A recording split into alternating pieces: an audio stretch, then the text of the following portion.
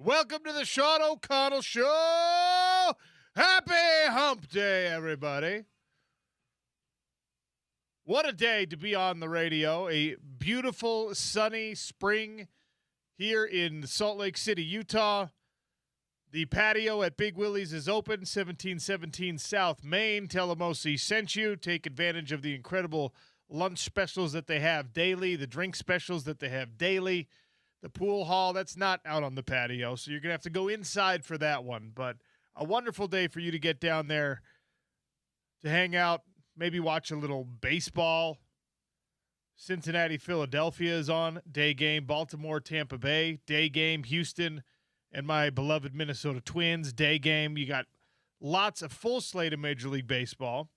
You've got game 2 of the Western Conference Finals tonight, San Antonio OKC, game 1 of the NHL Western Conference Finals between Vegas and Colorado. Big Willie's is the perfect place to watch all of those things. 1717 South Main, the number one sports bar in Utah. We all should get, everyone in Sports Talk Radio should get old takes exposed, because at some point, all of us, during the slog of an NBA regular season, we're like, oh, man, ratings in the NBA not looking that great. Oh, man, this tanking stuff is a real problem. Oh, man, the NBA needs to fix load management. Oh, man, the NBA is really losing touch with its fan base. At some point, everybody who makes their money talking sports for a living leaned on that, maybe lazily, maybe there's some meat on the bone there. Maybe there's some truth to whatever statement you want to pick and pull. If anything was problematic or is problematic in NBA basketball, I think it's only problematic in regular season NBA basketball. These playoffs have been incredible. These Western Conference and Eastern Conference finals have spoiled us already. If you get 6 more boring games between San Antonio and Oklahoma City, we still got our money's worth. If you get absolute snoozers in a 6-game series in the Eastern Conference Finals the rest of the way, absolutely got your money's worth if you watch these first 2 games.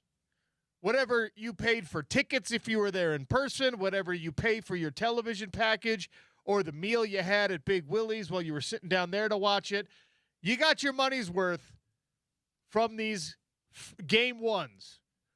Western Conference Final, you saw Victor Wembanyama just owning,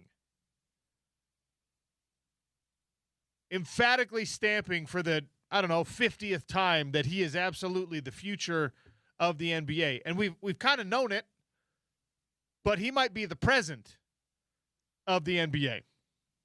I was listening to Rich Eisen this morning. Rich said something. I love this analogy. I'm not afraid to give my fellow sports talk guys credit for their ideas. I'm not afraid to give them credit the first time and then plagiarize it the rest of the time.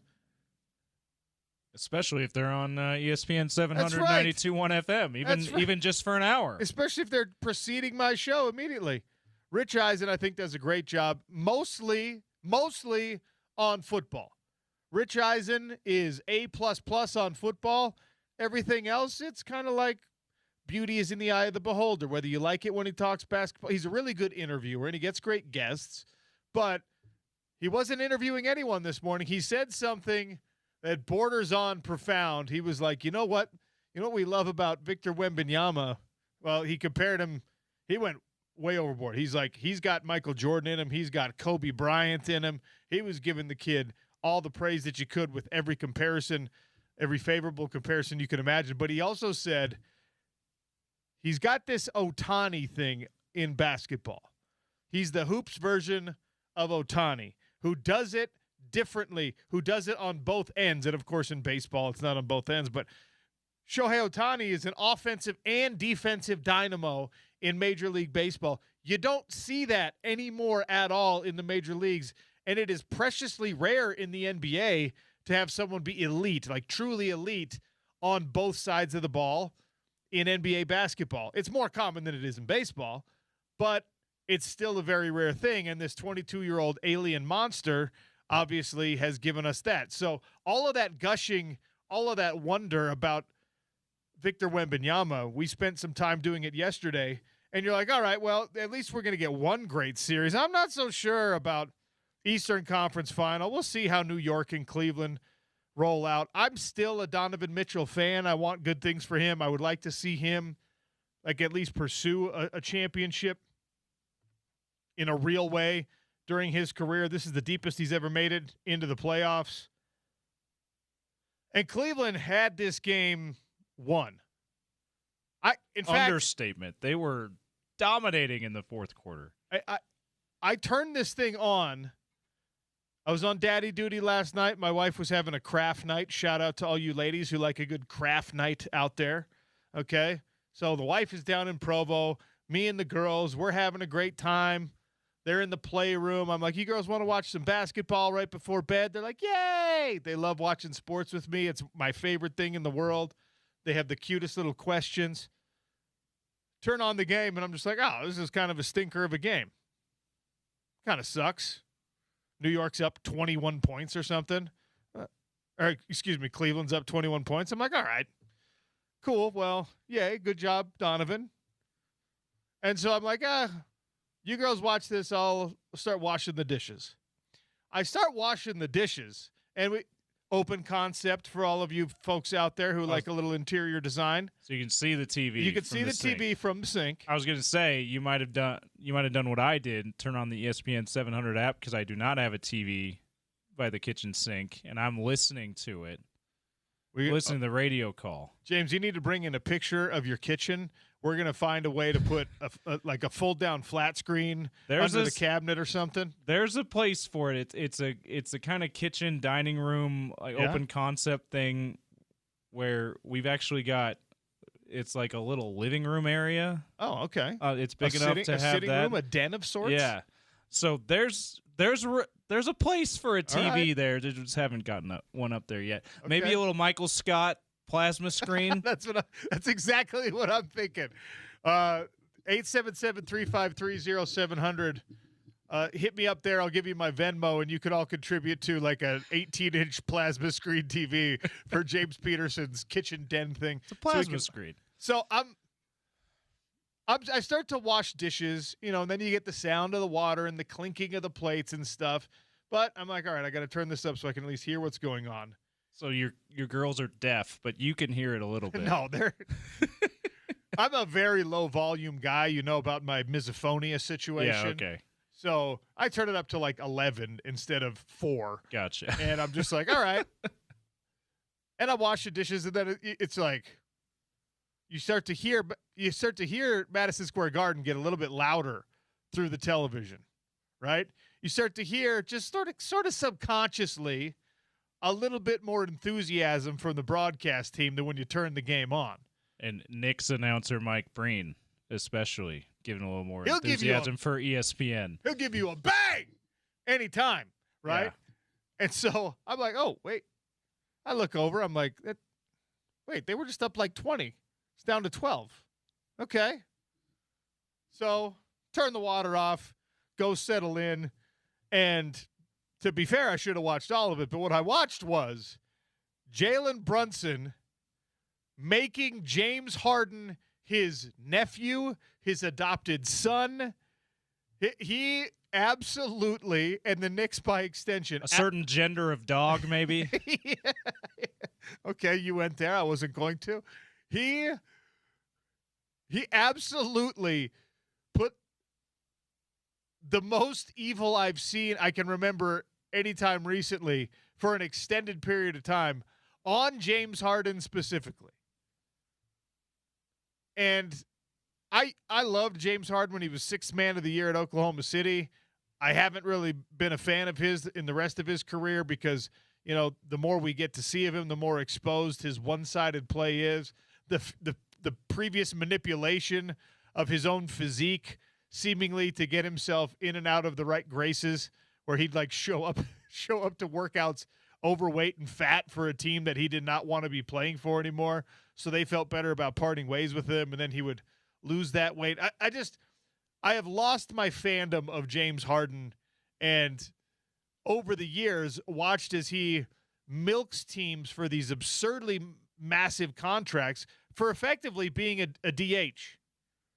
If we're going to keep doing baseball, basketball analogies, he's a designated hitter. He's only an offensive presence. And the Knicks, I don't know why they took until they needed a significant double-digit fourth-quarter rally, but at some point, it was just like, all right, do the thing where we expose James Harden. Maybe they wanted to save it for deeper in the series. All right, Jalen, do the thing where you make James Harden look really bad. And to be fair to James Harden, I don't know why I feel a need to be fair to James Harden. What Jalen Brunson was doing, he probably could have done some version of that to much more willing and much more committed and much better defenders, because he is a great player. He is an all-star player in the league.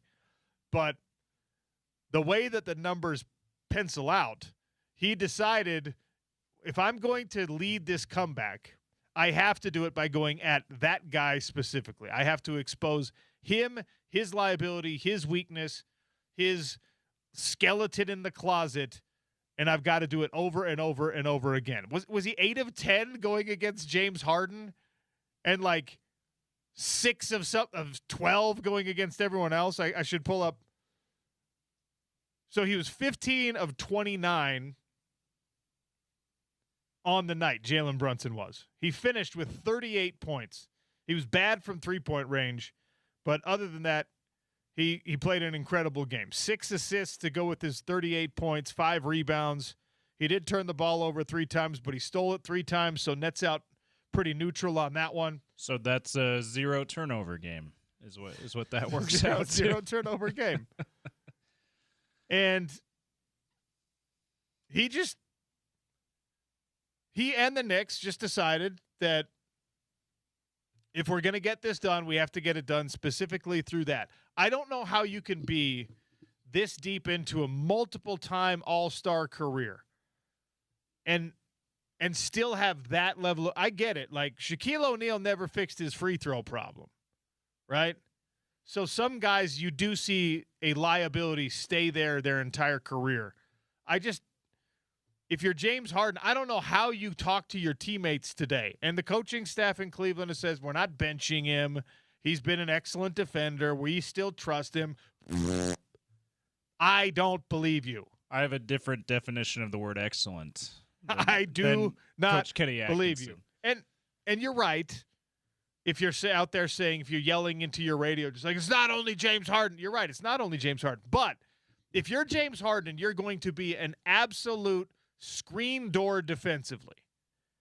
When a team like the New York Knicks is mounting a comeback and you are still out there on the floor, that level of defensive liability, you are still out there doing nothing to stop an opposing rush, guess what you better dang well do?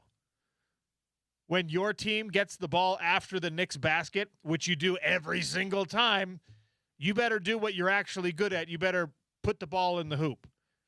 Or get to the free throw line. Like, James Harden is the almost the OG foul merchant, right? Like, it just, dude, if you can't hit your shot, at least draw the foul. He wasn't doing that, although he did have a fairly clutch shot that when they finally did score again to put them up 2 before the Knicks ended up tying it and sending to overtime. So I feel like because they end up losing this game, huge collapse, he's the defensive liability. We actually saw a rare thing from James Harden. He hit a clutch shot in the playoffs. It just didn't end up being able to stop him and end up being too little too late. Jalen Brunson outscored the Knicks at the end of the game and in overtime by himself.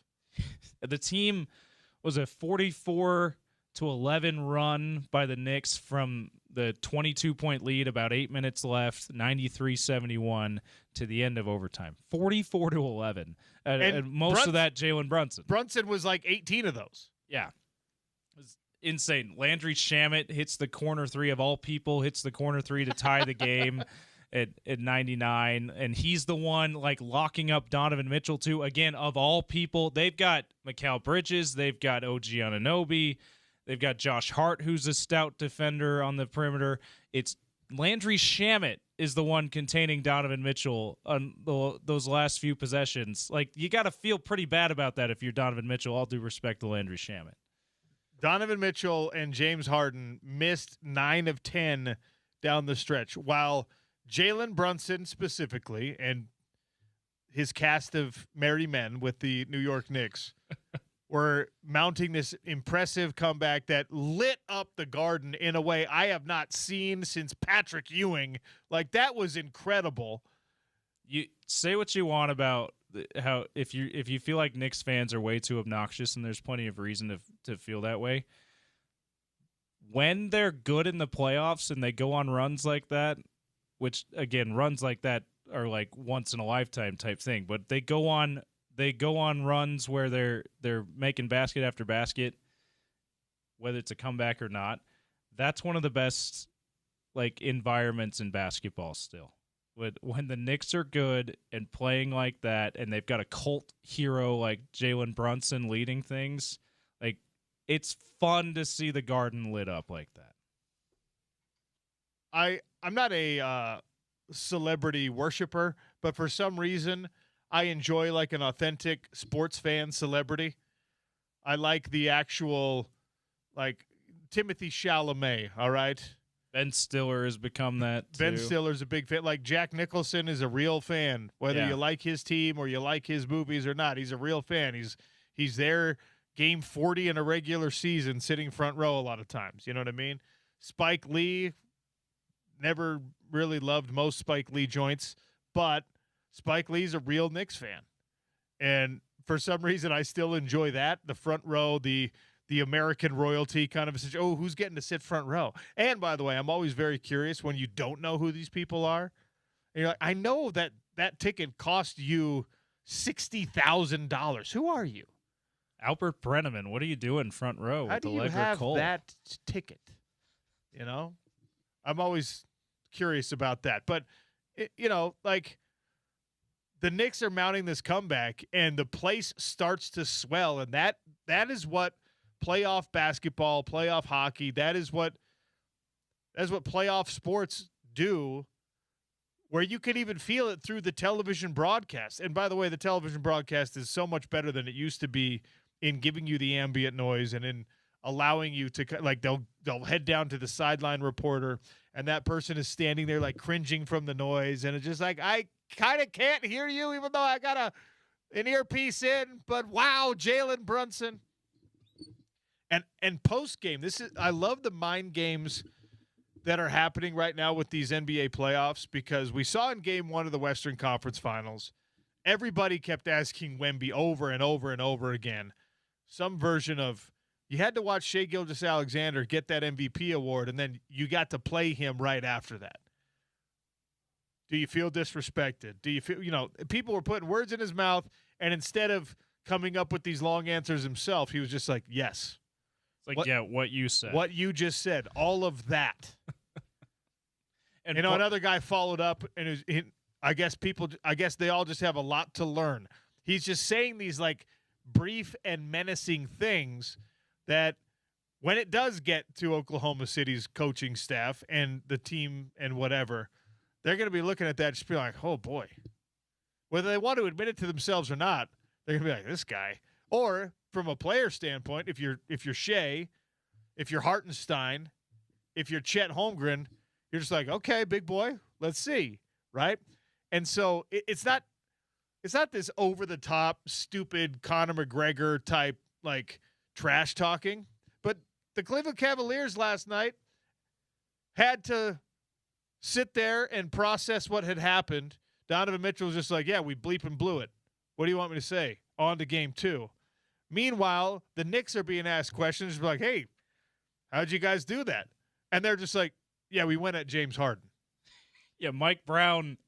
I love when Mike Brown said, I was on the Warriors coaching staff for a while. We played James Harden when he was on the Rockets a bunch of times, and we found that he dribbles so much. We're like, you know what? We're going to tell the players he's going to tire himself out by the end of the game with how much he dribbles. He's like, we didn't know if that's true, but maybe that's the psychological edge our players can have. Like, hey, he's not going to be able to dominate late because he's too tired dribbling all the time. For some reason, he brings that up, even though James Harden he's still ball dominant, but he's not that Rockets era James Harden anymore. At the end of the day, if you are a professional athlete, if you're a college athlete, right? If you're a high-level athlete, if you're a good high school player, and you hear confirmation verbally from the opposite team, yeah, we think that guy is the weakness. That has to mess with you in some way. Now, James Harden is a talented enough player. He's a good enough player that his response to that can be impressive, can be redemptive. Should be, quite honestly, for what you're paying him in Cleveland. But when an opposing coaching staff and the players that are doing it to you are asked by the media, by us schlubs that are just like, wait, were you guys doing it to James Harden on purpose? And they're like, yes. It's no secret. We were going at James Harden. That filters back to James Harden at some point. He's got that one high school buddy who has no couth, who's like, copy and paste, sends it in the text. James, did you see what they said about you? And he's like, I was trying not to see what they said about me, actually, because I already feel bad enough. Thank you, random guy from my 10th grade chemistry class, you idiot. Why don't you lose my number, buddy? But your response to that, right? When you remember when Mekhi Bernard was asked to play corner in the Rose Bowl? And yeah, I'm a running back. And Ohio State was just like, we're going to get you. And they just went at him over and over and over and over again. That was not Mekhi Bernard's fault. That was an injury situation and a coaching decision that honestly didn't make a ton of sense. Mekhi Bernard maybe was your best corner option. Don't make him play special teams that game. Don't let him be cramping and fatigued trying to guard, trying to defend against 4- and 5-star players. Anyway, Jackson Smith and Jigbo, one of them against the future offensive player of the year. Or is it NFL? Defensive player of the year? Well, he got the trophy that said defensive player of the year. But right, like post game, Ohio State was asked like, "Hey, you were going after that guy," and they're like, "Yeah, he's a running back." And Mekhi Bernard had to be like, "I'm a running back." It's like they're right. Yes, right. That hilarious. He handled it with grace. He had a laugh at himself, as painful as it was for him and for the rest of the team. He was like, "Man, I gave my best effort," and that's all you could ask of him. And Mekhi, if you're out there listening, you're a Utah legend forever for what you did for this program, and for me specifically in that game, knowing that the blame and the embarrassment was going to be on you, even though that wasn't your fault. James Harden, it is your fault. There's no, James Harden doesn't get to say, I'm a shooter in NBA basketball. Mekhi Bernard can say, dude, I'm a running back. And all of us like, yeah, okay. And the Ohio State even was like, their guys were even doing that. They were just like, why are they putting you out here as a running back? I would love, shout out to the Bernard breakdown. We're going to have to reach out to Mekhi. And I would love to hear hopefully it's far enough removed for him to say, here's some of the conversations we had, because you had to think JSN and whoever else was on the field. I think Marvin Harrison Jr. was on the field. That had to have been Emeka Egbuka was on the field, right? They had to have been like, what are they doing? It was those three. Why are they putting you in this position? I would love to hear some of the conversations that might have happened. And his excuse is valid. I'm not trying to bring up a painful memory for Utah fans, or for Mekhi Bernard. The point is, right? His excuse was a valid excuse. His guys, I tried as hard as I could, and it was an unreasonable expectation that I should be able to stop those guys, that I would be good enough at this to defend against those guys. James Harden does not have that excuse. There is no way you can sit in the film session, that you can be on the plane, that you can look at Donovan Mitchell and just be like, I don't defend, Don. And he's got to, you got to do it at least a little bit. Don says, I don't either. I get it. No, he's gotten much better. Okay, Evan Mobley. You're gonna look at it and just be like, "Hey," Mobley's like, "Geez, man, you don't have to be that bad. You don't have to literally be a traffic cone." You're just like, and honestly, probably the correct criticism of both Donovan Mitchell and James Harden in that run is that you didn't score any responding points. You're never going to be these world-beating defenders. You're not big-time stoppers. We know that about you. The way that the best defense for you, James Harden and Donovan Mitchell, is a good offense, and you failed in that regard. And some of that for Donovan, it was like some of the shot selection, some of his attempts. When New York is on this run and the Garden is deafening and everything needs to be slowed down and relaxed, and I'm not talking about when it's a 2-point or a 4-point margin when the run is almost done. I'm talking about when New York has outscored, they've scored 12 to your 2, and that lead is shrinking. That's when I think, and we got Gordy Chiesa joining us in studio here in just a couple of minutes, and we're going to lean on his expertise. But I think that is when you get the timeout and you drop a nice play and you say, I need a high percentage shot here. I don't care. I need you to be taking this free throw line and in. I want a layup. I need something that is going to shut this crowd up, is going to stop this run. If you have a wide open corner 3, by all means, take it. We will live with a good shot, even if it's a miss. But I need something that will stop this bleeding right now. And they held the timeouts. Yeah, that was also puzzling that they didn't do that. And again, like you said, we'll get Gordy's opinion on some of this and what his thoughts on what happened there. But I couldn't help but wonder, is Kenny Atkinson is he just another version of Quinn Snyder in the regard of, like, obviously really bright thinker, really, really, genius level type thinking as a coach, but also maddeningly puzzling moves in playoff game collapses where it's like Kenny Atkinson, he's not taking timeouts. Quinn Snyder's sticking with his lineups that aren't working, right? Is Kenny Atkinson cut from the same cloth of a Quinn Snyder? It's like, this guy should be much better, but when the chips are really down, he leaves a lot of things wanting. Is that what we're seeing in Cleveland? I don't know. And ironically, with 2 Donovan Mitchell led teams, I don't know. Well, we get to unpack all of it. Gordy's going to be here in studio for an hour today. We also have Adrian Denny coming in to preview Game 1 of the Western Conference Finals in the NHL. Colorado's going to be without one of their most important players for Game 1. We're going to get to all that stuff. Also, some big words coming out of Big Ten meetings. The commissioner there says, we're committed to 24 teams in the college football playoff. Guys, we just got to 12. And I did say Big Ten meetings. The most powerful entity right now in college sports is, of course, the Big Ten Conference. So where there's smoke, there's fire. There's a lot of meat on the bone for the show today. We're going to try to get to all of it. Gordy Chiesa next. It's the Sean O'Connell Show on ESPN 700 and 92.1 FM.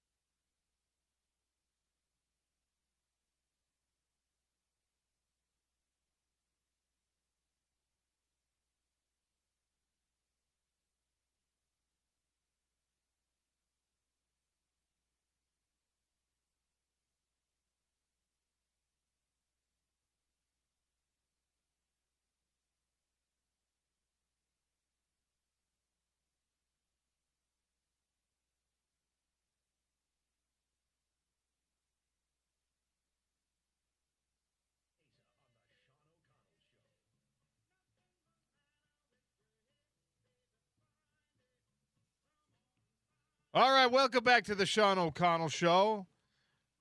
Welcome in, Gordy Chiesa. Remember, I've got PFL duties this week, so instead of Tuesday, Thursday with Gordy, we did Monday, Wednesday with Gordy, and actually the timing has worked out magically because we have now 2 overtime games to discuss in the Western Conference Finals and the Eastern Conference Finals so far as the NBA playoffs continue. We are your home of the NBA playoffs on the radio, ESPN 700 and 92.1 FM. Gordy, hello. I know you have some thoughts. How are you?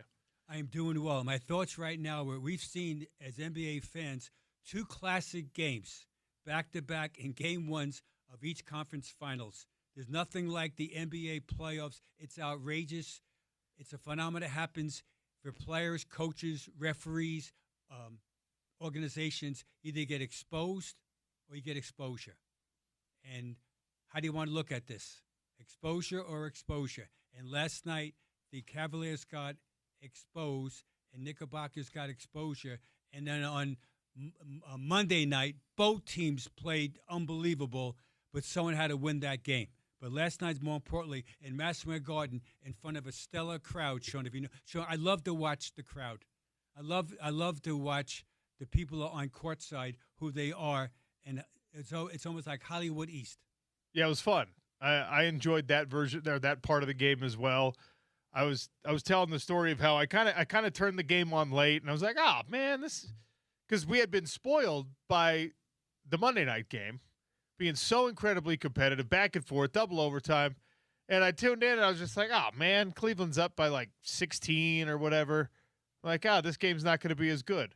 And then of course New York decided that they were going to flip a switch and go at James Harden. And I want to talk about that mega run that New York went on specifically, right? Because if it were an easy thing to do, every team that ever finds themselves in a hole would do it. To you, what was the catalyst for the beginning of that run? Was that a conversation on during a TV timeout? Was that Jalen Brunson being like, all right, time's running out, I have to do this? What sparks something like that for the New York Knicks last night? Well, when it's collective. So Sean's alluding to right now is with the Cavs were up 22 points with 8 minutes left in the fourth quarter. And in the big picture context, the Knicks run momentum-wise was a 44-11 run from the second half on into the overtime.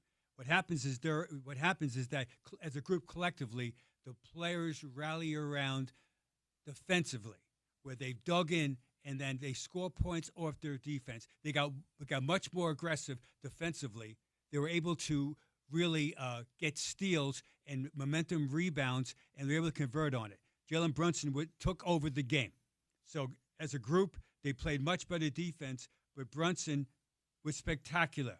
He scored 15 points in the fourth quarter, and it's how he got them.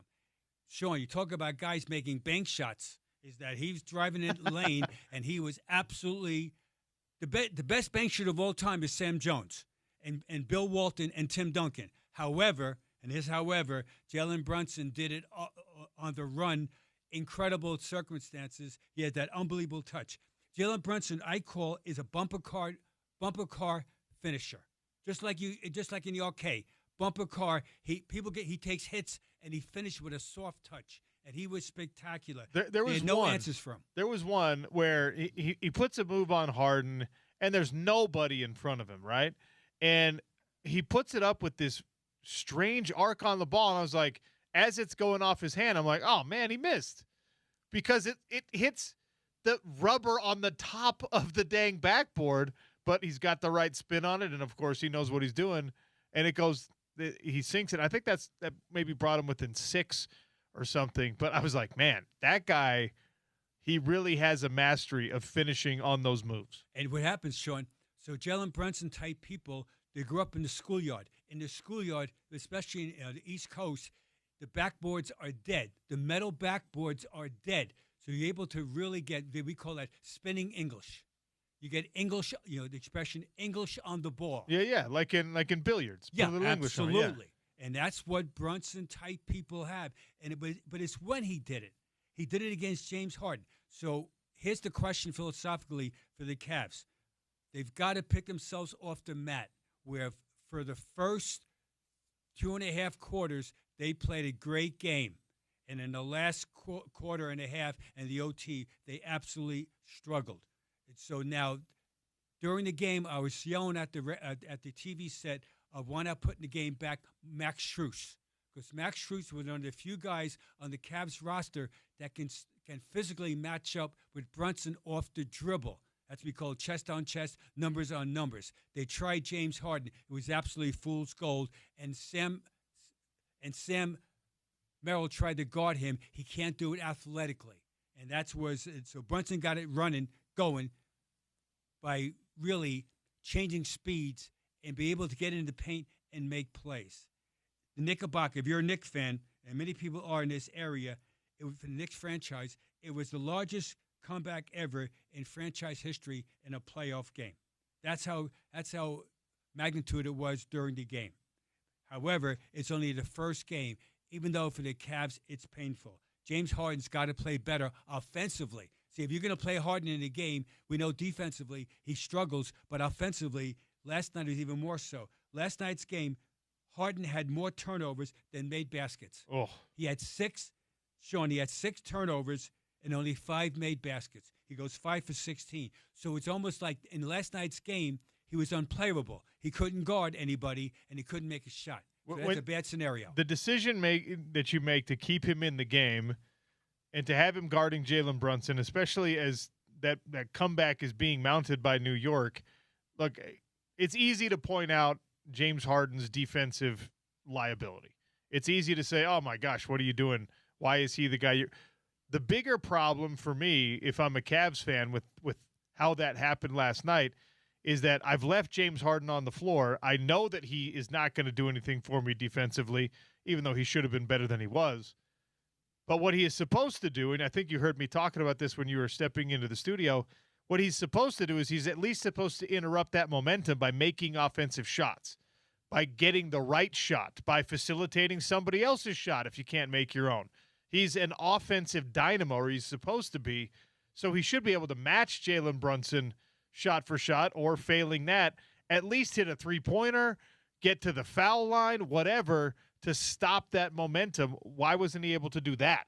Because he over-dribbled. What happened in that run by the Knickerbockers, the counterpunch, was that the Cavaliers, philosophically, at those moments of the game, they all over-dribbled in the middle of the floor versus swing passes, move the defense, shifted, and then come back to the middle of the floor, and then we call it catch-and-go drive. And they did the opposite. They dribbled in front of everybody. The defense was locked in, and they couldn't make a shot because the ball had no energy. Sean, it's so interesting in any sport. When the ball is popping on perimeter, when you're playing in rhythm offensively, the round ball has energy.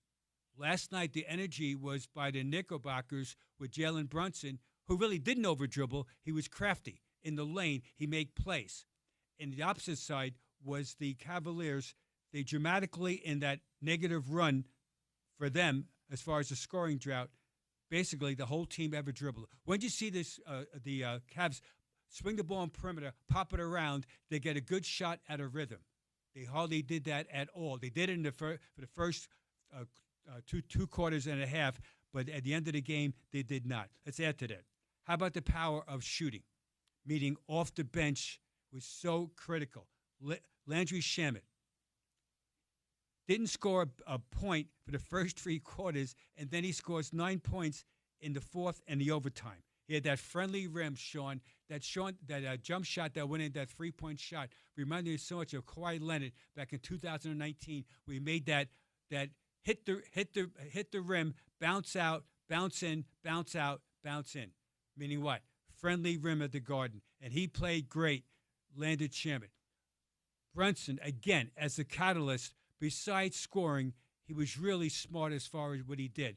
When they were trying to double team him, he kept his dribble alive without over-dribbling. It was really measured bounces, and he passed the ball to the open guy. And in that overtime and at the end of the fourth quarter, there was those 4 made threes, 2 by Shamet, 1 by O.J. Anunoby, and 1 by Mikal Bridges, and that was the heartbreaker. The Knicks outscored the Cavs 14-3 in the overtime. Donovan Mitchell, who played spectacular to start the game, he struggled. He couldn't finish through contact, and just philosophically, he had the ball too much. He had the ball in his hands, and he was dribbling sideways versus what? Trying in attack mode. When was the last time you saw Donovan Mitchell take a pull-up jump shot? It's either what? A three or what? Or to the rim. Right. That mid-range game is so critical. It didn't happen last night. Why hold on to timeouts philosophically if you're a head coach? Okay, you shouldn't. Last night's game, the flow of the game, the way the Knicks strike dribble, you've got to call timeout. Usually speaking, when a team's on a scoring rampage like that against you, you don't save any timeouts except for one, possibly, just one, usually to advance the ball in the last, minute of a game. That's critical. But at that time, here's what you don't want to do. You don't want to leave 2 timeouts on the table when there's a run like that. And that's what happened. So it was a critical mistake by the Cavs coaching staff. Usually speaking, again, the head coach, your job as an assistant coach during a game is to be the eyes for the head coach, not his voice. But within that point right now, the Cavs assistant coaches should have mentioned often to the head coach, think about having a timeout at that moment. And they probably did not. And the head coach was so, immersed in the game of trying to get a desperation basket. Yeah. See, a desperation basket that he probably didn't have his senses about the run because offensively they couldn't score. So they couldn't stop him. That's one thing. But as a head coach in the NBA, you're thinking about how can we score versus how we stop them. And that's the job of the coaching staff. They failed miserably, and it affected them as far as the outcome. Knickerbocker's point of view, you're giddy. If you're a Knick fan, last night, Sean, in New York area right now, I'm in New York and New Jerseyite, so there was almost a Long Island Railroad strike. See, Long Island Railroad connects right to Madison Square Garden. Yes. Underneath it is the tracks. Yes. So those people for 3 days were suffering, Sean. All these millions of people that take the LIRR into Penn Station, they were miserable. But last night they went home. What? 1, the strike ended, and 2, the home team won. It's wild. A win like that wipes out all the angst, all the problems, all the trouble for the city for, half a day probably. Sean, I said to a colleague of mine this morning who went to the game last night, I said that all the restaurants and bars around Madison Garden last night made $100,000 in about 10 minutes after the game. Of all the fans coming out, we don't want to go home. Let's go celebrate. Let's go grab a beer. Let's go grab a drink. Sean, $100,000. I believe you. In the 10 minutes after the game, cumulative. Sean, playoff basketball. There's nothing like it. Well, I started the show today talking about in the regular season there was all these conversations about hey man, the NBA's got a problem. This tanking stuff's got to be fixed. During the regular season, oh, man, these ratings are not as strong as we think they should be. The NBA's got a problem. Oh, man, this load management, this is an issue for the NBA. During the regular season, the NBA's got problems. During the playoffs, no, they don't. During these playoffs, what you've got is incredible basketball by the best players in the world, and it washes all that bad taste out of your mouth. Well said. Absolutely. You should work for the NBA as far as being the ambassador. You should. If another job you have. Sean, you have more jobs than anybody I know, and counting. However, we're glad that you're here as we speak right now. Let's add to this, is that if you're a Cavalier fan, is that it's still only one game. So now the question is the mental focus that if I was counseling the Cavaliers coaching staff, I would show just clips of how they were able to jump on the Knickerbockers for a 22-point lead, and then just show 1 or 2 negative clips of how they over-dribbled and how they stood around as far as them not going to the offensive boards. Remember, when you miss shots all the time, there's chances of rebounds, and minus Eric Mobley, they didn't do it. So they've got to reassess that. And add to this is that, do you realize that Sam Merrill, a local guy from Bountiful High School Braves, go Braves, had the open look right now, and he's a knockdown shooter. Just didn't make it. It just shows you this whole thing is fractional. Yeah. We're talking about Knickerbocker Love Fest right now, and if Sam makes that shot, guess what? Power to the people. Yeah. There's all of that. Hey, they almost did it, but almost doesn't count. My old 5th grade teacher, shout out Mr. Bogenschutz. Anytime you told him I almost finished something, I almost did what I was supposed to do, he'd say, almost only counts in hand grenades and horseshoes. Oh, I like that. And my 5th grade teacher was a nun, Sister McGillicuddy Head. That was her name, Sister McGillicuddy Head. And she taught me about world geography. And later on, Sean, I'm going to test you on 2 countries about a capital. Ooh. As we get all much later on in this show. All right. So, Sean, I know that, Sean, you're a citizen of the world. I try to be. Yes, you are. No, you are. We'll see. We'll see how well I do with Gordy's geography test. We got a lot left to get to. Hot Lunch is coming next. I'm going to ask Gordy to think about this while we're in the break. One of the most fascinating things that I've seen from the very start of these Eastern and Western Conference finals is the gamesmanship, the conversation. Last night after that game, Mike Brown, every Knicks player that was asked said, yeah, we were deliberately going at James Harden. Yes, we were exposing James Harden. Yes, it was no secret that we were attacking James Harden. He's a veteran. He's a multiple-time All-NBA player. He's a multiple-time All-Star. How do you coach James Harden after he sees a performance like we saw and after he hears his opposition say, we know you're the weakness? Gordy's going to tell us next. It's the Sean O'Connell Show on ESPN 700, 92.1 FM.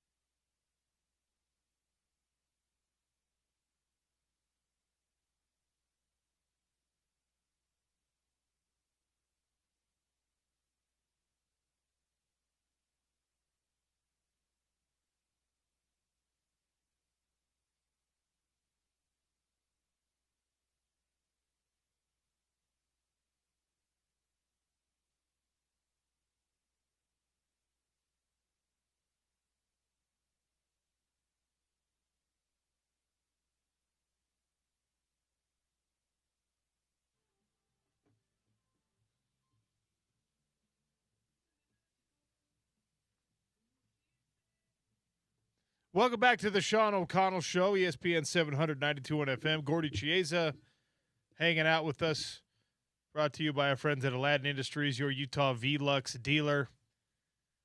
Gordy, I asked you how you coach up James Harden, who, look, he's been there, he's done that, he's seen it all. It's not like he's some young cat that you got to hold his hand and walk him through anything in these NBA playoffs. But he's a guy who's looking at the numbers, knows that Jalen Brunson going against him was successful last night, a lot less successful when he was going against anyone else. He knows that he and Donovan Mitchell missed 9 of the last 10 attempts down the stretch and didn't help Cleveland win that game. And, of course, New York ultimately completed the comeback and did win. And then he heard the opposing team and the opposing head coach, when asked by the media, say, yeah, we were going at James Harden on purpose. How do you help him get that out of his mind? First thing is peer pressure. It's not more the coaching staff. It's the internal group. Is that his teammates and floor mates, I'm sure during the film session and even when they're on the bus, they're talking about that we have to all dig in, including you, James, that we've got to be able to play more as a collective group. So usually when a star player that's a veteran, it's not the coaching staff that talks to him about a certain deficiency. It's the peer pressure within. And that's being a good teammate, because absolutely the stakes are paramount and they're high. And so with the Cavs' point of view, it would be Donovan Mitchell that's talking to him also right now. It should be Max Strus, who's also a veteran, should be talking to him, and Dennis Schroeder. See, Schroeder should be talking to him also. And speaking of Dennis Schroeder, is that he's a good guy that possibly could have guarded Jalen Brunson last night. Yeah. So I mentioned earlier about Max Strus' physicality, but Schroeder's also quickness. So we'll see how it all plays out. But Harden's got to be himself, have to be more prideful. It comes down to really what? Just pride. Yourself. Defense, besides technique, is absolutely concentration, effort, and pride. All right, let's talk about we discussed it a little bit, but let's talk about we get a game 2 tonight, San Antonio, OKC. Victor Wembanyama, you can't say that he arrived because we already knew what he was, right? But it's a different thing in Western Conference Finals playoff basketball going up against the MVP who took the award that you wanted and made it public that you wanted all season long, and then you proved your point with one of the great performances we have seen, an all-time classic, and hopefully foreshadowing on what this series is going to be for the next 5 or 6 or maybe a full 7-game series. I just wanted your thoughts on the Spurs, the double overtime victory, and, of course, Wembanyama's monster night. Yes, first thing with Wembanyama is that we've never seen a guy ever like this player, ever. He combines so many different skills. He has the footwork of Akeem Olajuwon. He's got the passing skills and the awareness of like a Magic Johnson, Larry Bird type. He's got the shot blocking ability of Bill Russell and Wilt. And the most important thing about him, add to the skill, is that he's joyful. It sounds so trivial. What are you talking about, joyful? He's joyful, which means that if your star player is joyful or the person in your office who runs the whole joint is joyful, most times the workplace is joyful. And that's his team. They play with a sense of joy because their star player has a personality where he gets everybody involved as far as his performance, and he praises people. I call it airborne magic. Once Victor Wembanyama goes airborne, there's nobody on this planet that can stop him. Airborne. And it's magical in that he combines both two different points. He combines velocity points and also finesse points. Yeah. And that's hard to do.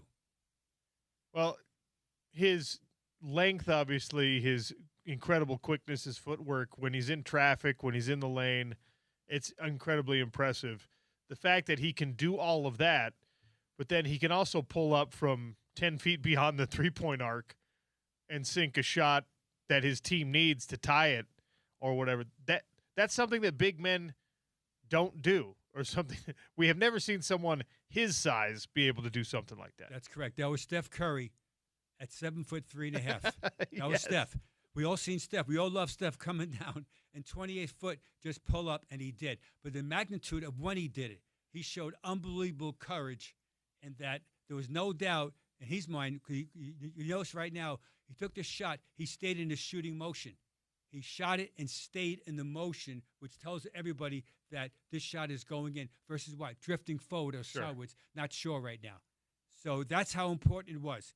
Now, from the Thunder point of view, by the way, the defending champions, is that they woke up in the fourth quarter, and that Shai Gilgeous-Alexander, who came alive in the fourth quarter and the overtime, let's not forget, is that he still scored 24 points and had 12 assists right now. And that the Spurs did a great job. We call it in basketball technically. They did a good job on Shai as far as corralling him, as far as a help defense. Most times he was trying to go against 2 or 3 people with Wembanyama being in the lane as the last detriment as far as trying to stop him. And they were successful. Now, the flip side right now for them tonight would be again, pop the ball around perimeter, get the ball more to Shai in space versus what? Everybody's staring at him as far as defensively where they're trying to stop him. Next part of that, the Thunder big guys have to play better and be more engaged. Chet Holmgren struggled the whole game, 8 points, 2 for 7. It was no factor. And Isaiah Hartenstein, who's physical, only played 14 minutes. Caruso, we love him.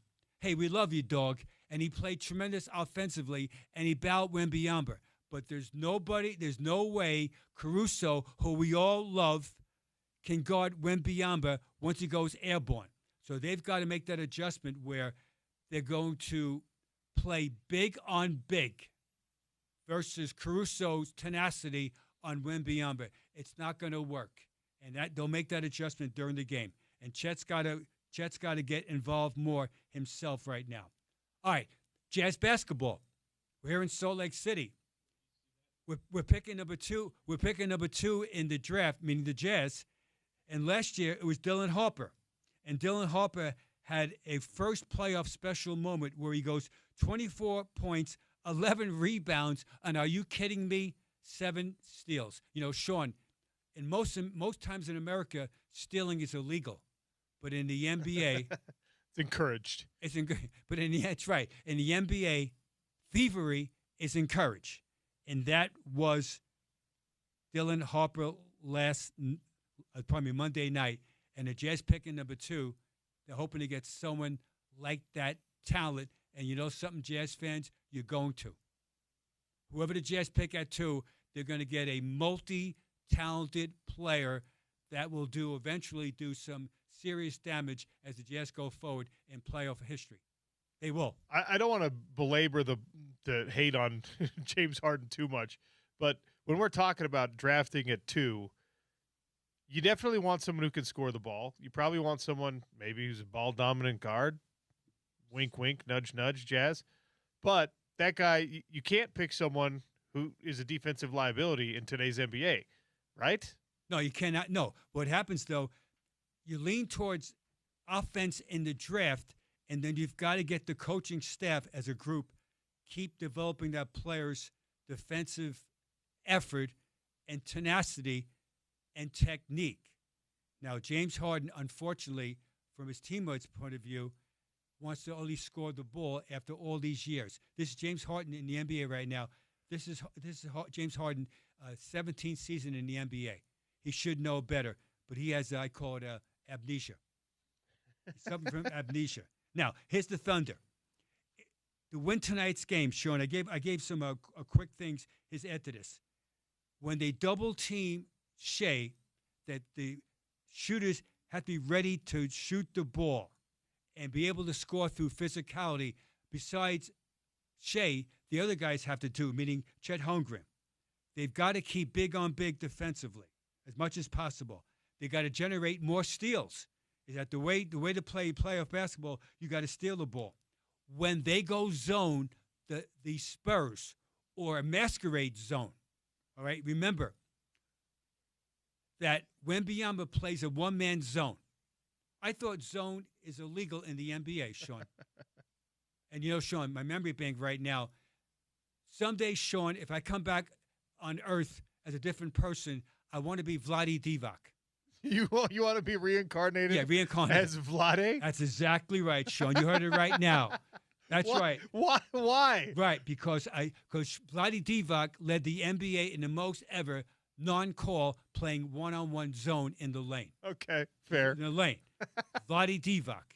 He put 1 foot in the lane and then take one out, and the referee let him do that. And that's Wembanyama also. So you got to move him around. You got to get Wembanyama involved in a pick and roll as far as even in drop coverage, which means then, Sean, you're taking some three-point shots, but also taking what?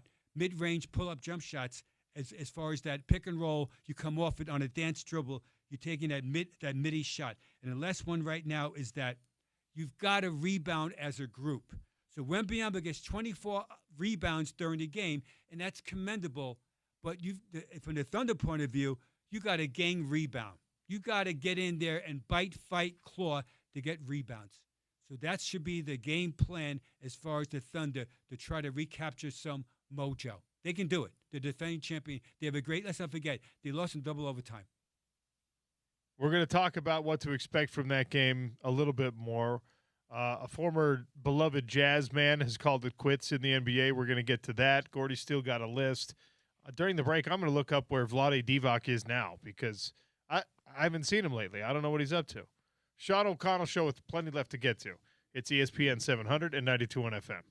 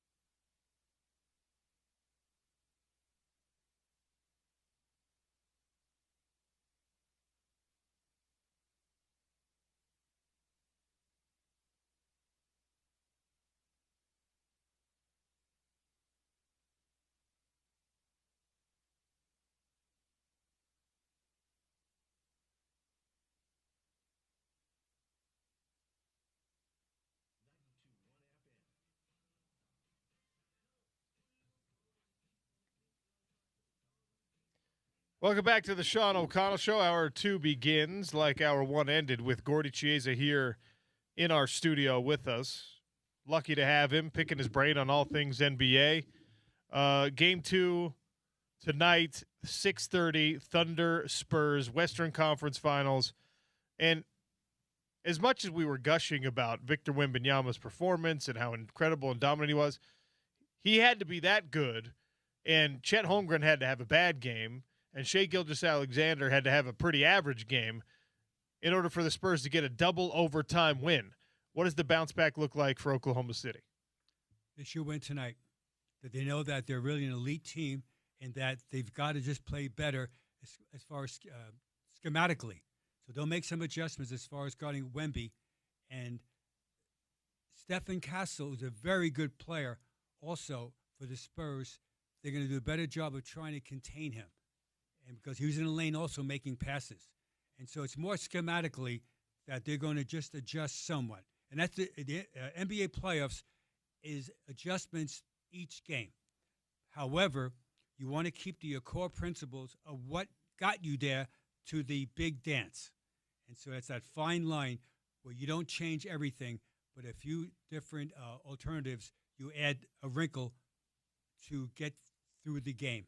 And that's what they'll do right now. And if you're the Spurs, you just got to keep playing as hard as you can. You've got to move the ball on perimeter, and you've got to get yourself defensively ready to set to try to contain dribble penetration of all the Thunder players. Should be a great game. Sean, my instincts tell me that the series is going to go deep. I'm saying 7 games. 7 games. If they're anything like Game 1 was, that will be a treat. I was asked this question by colleagues of mine in the NBA about Wembanyama. Did I ever see or coach in a game where it was like that? And I said very simply, Michael Jordan's 45-point game in Game 6 to beat the Jazz for the championship in 1998. That was very similar to that.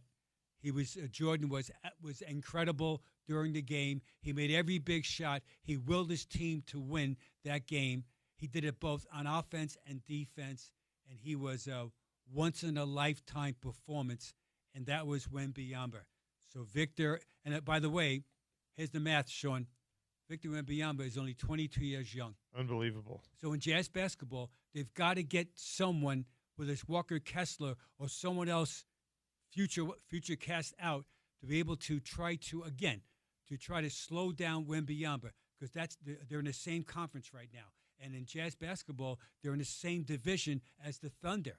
So in other words, this past year in Jazz basketball, the Jazz were 1-15 in division games.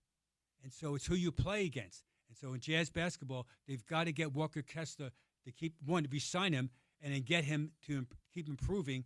And then also whoever the backup's going to be, whether Yusuf Nurkic or whoever it's going to be eventually, if it's Jaren Jackson, is that they've got to get everybody ready to play against the other team's, quote, really elite big guys. And in the Western Conference, there's 2 in particular right now, meaning Holmgren and Victor Wembanyama. Also, Sean, the Spurs backup center is very good. Luke Cornett, very good.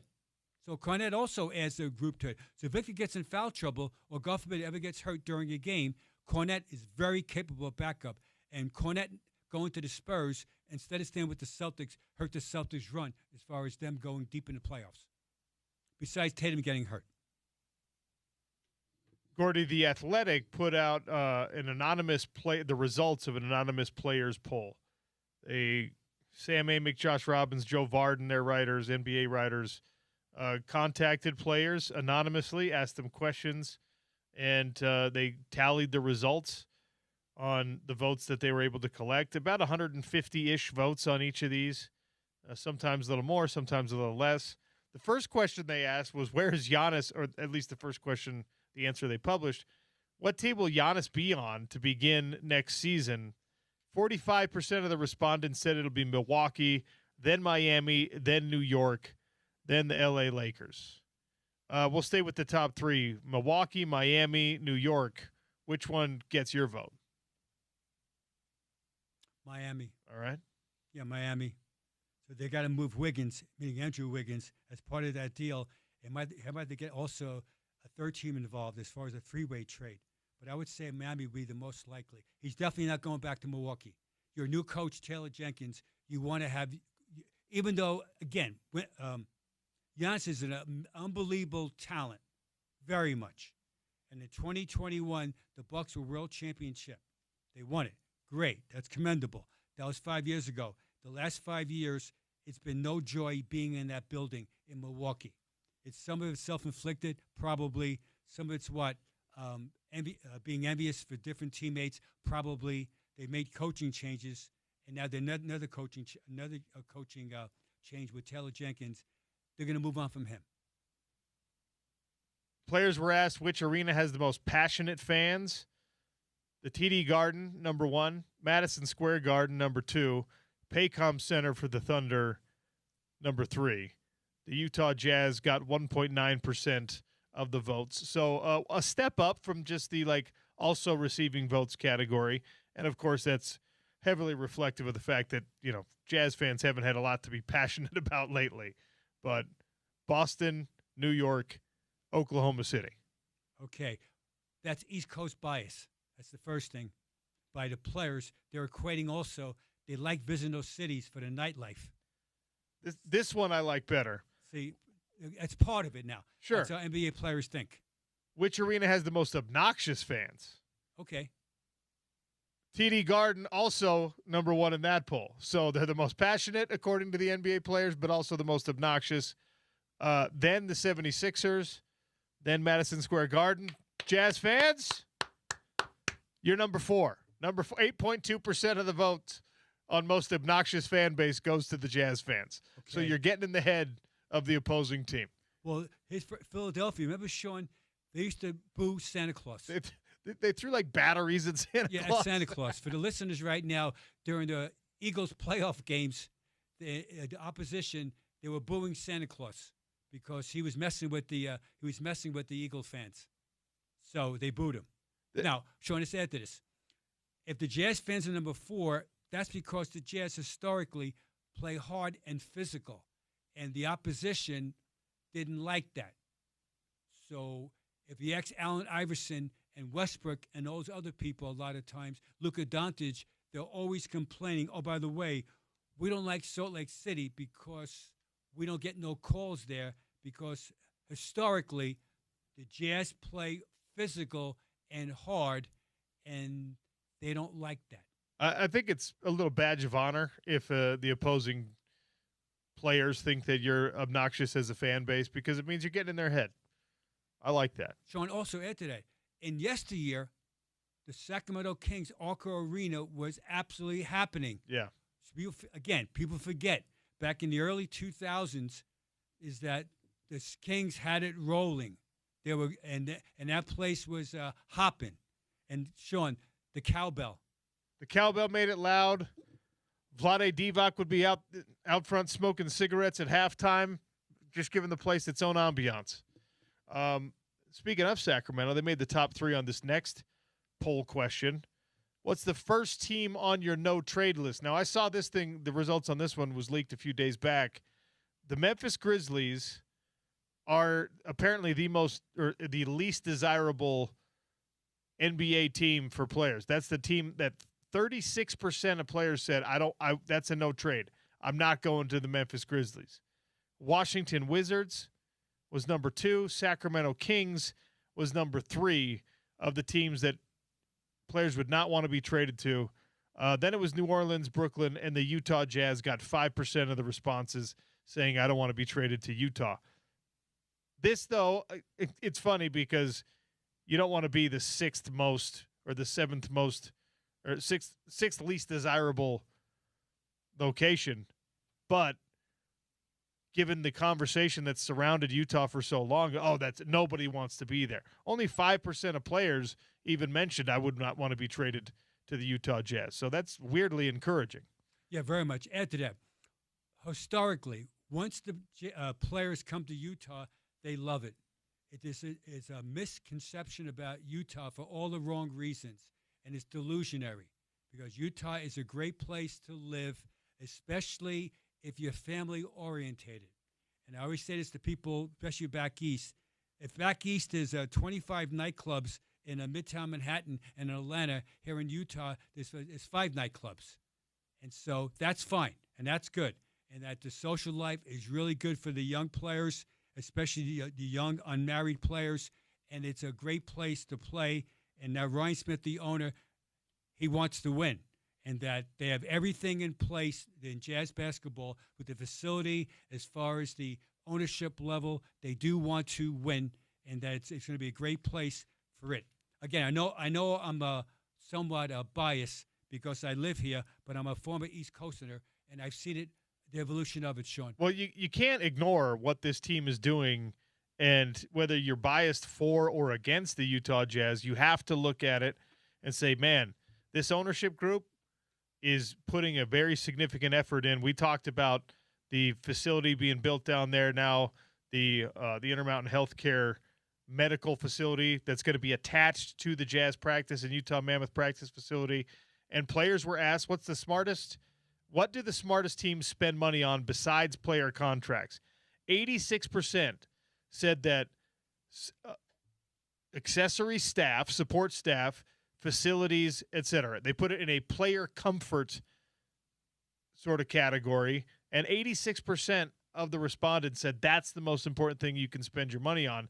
That's exactly what Smith Entertainment Group is spending their money on right now. James did a great job pointing this out when we were doing the show prep. Like, you have a perfect example.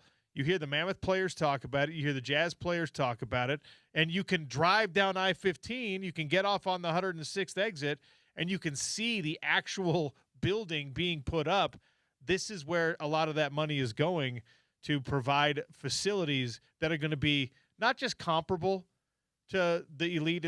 They are going to be the example. They're going to be the elite facilities in the league for the Utah Jazz. Correct. And that's why the Jazz, they're very happy that they'll be competing for getting free agents, and also they're going to be signing their own players. So things are in place for the Jazz to make a quantum jump as far as in the standings. And that's absolutely important. Add to that is that you want to feel comfortable in your work environment. Sure. And that's once you feel uncomfortable, the chances of you succeeding are dramatically higher. This was interesting, too. There's some collected quotes. Again, it's an anonymous poll, so you don't know which player said this, but there's several different quotes about how important the support staff is. I'll be honest.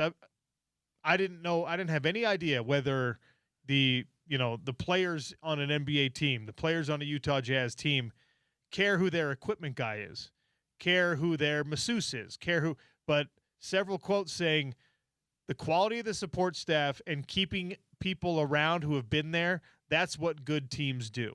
And we just saw the opposite of this, by the way, in Portland with their cheap owner. He laid off 70 people or something like that in the Portland Trailblazers organization, just cleaned house, trying to cut costs. That's not going to vibe well with his team, with the players on his team. Very much. And from a Jazz point of view, good for the Jazz. Yeah. Because then suddenly that the people don't want to go there because of the perception of what's going on. Yeah, it's important. The physical therapists, who the team doctors are, who the trainers are, who the support staff, who's in charge of outreach as far as community outreach, who takes me go to speak at the schools, Sean. These are all things that behind the scenes, there's many jobs in the NBA, and from a team standpoint, that people don't really think about that's really impactful. And the players are involved in it, every facet of it. Because remember, is that most of the players, besides playing, they're part of the community. And the better teams have the players interact with the fans, if not a daily basis, most often. And that's why there's there's a unbelievable connectivity between the organization and the players, with the most important people are the fans. Remember, without the fans, there's no team. Will Hardy specifically voted 9th most impressive coach in the league.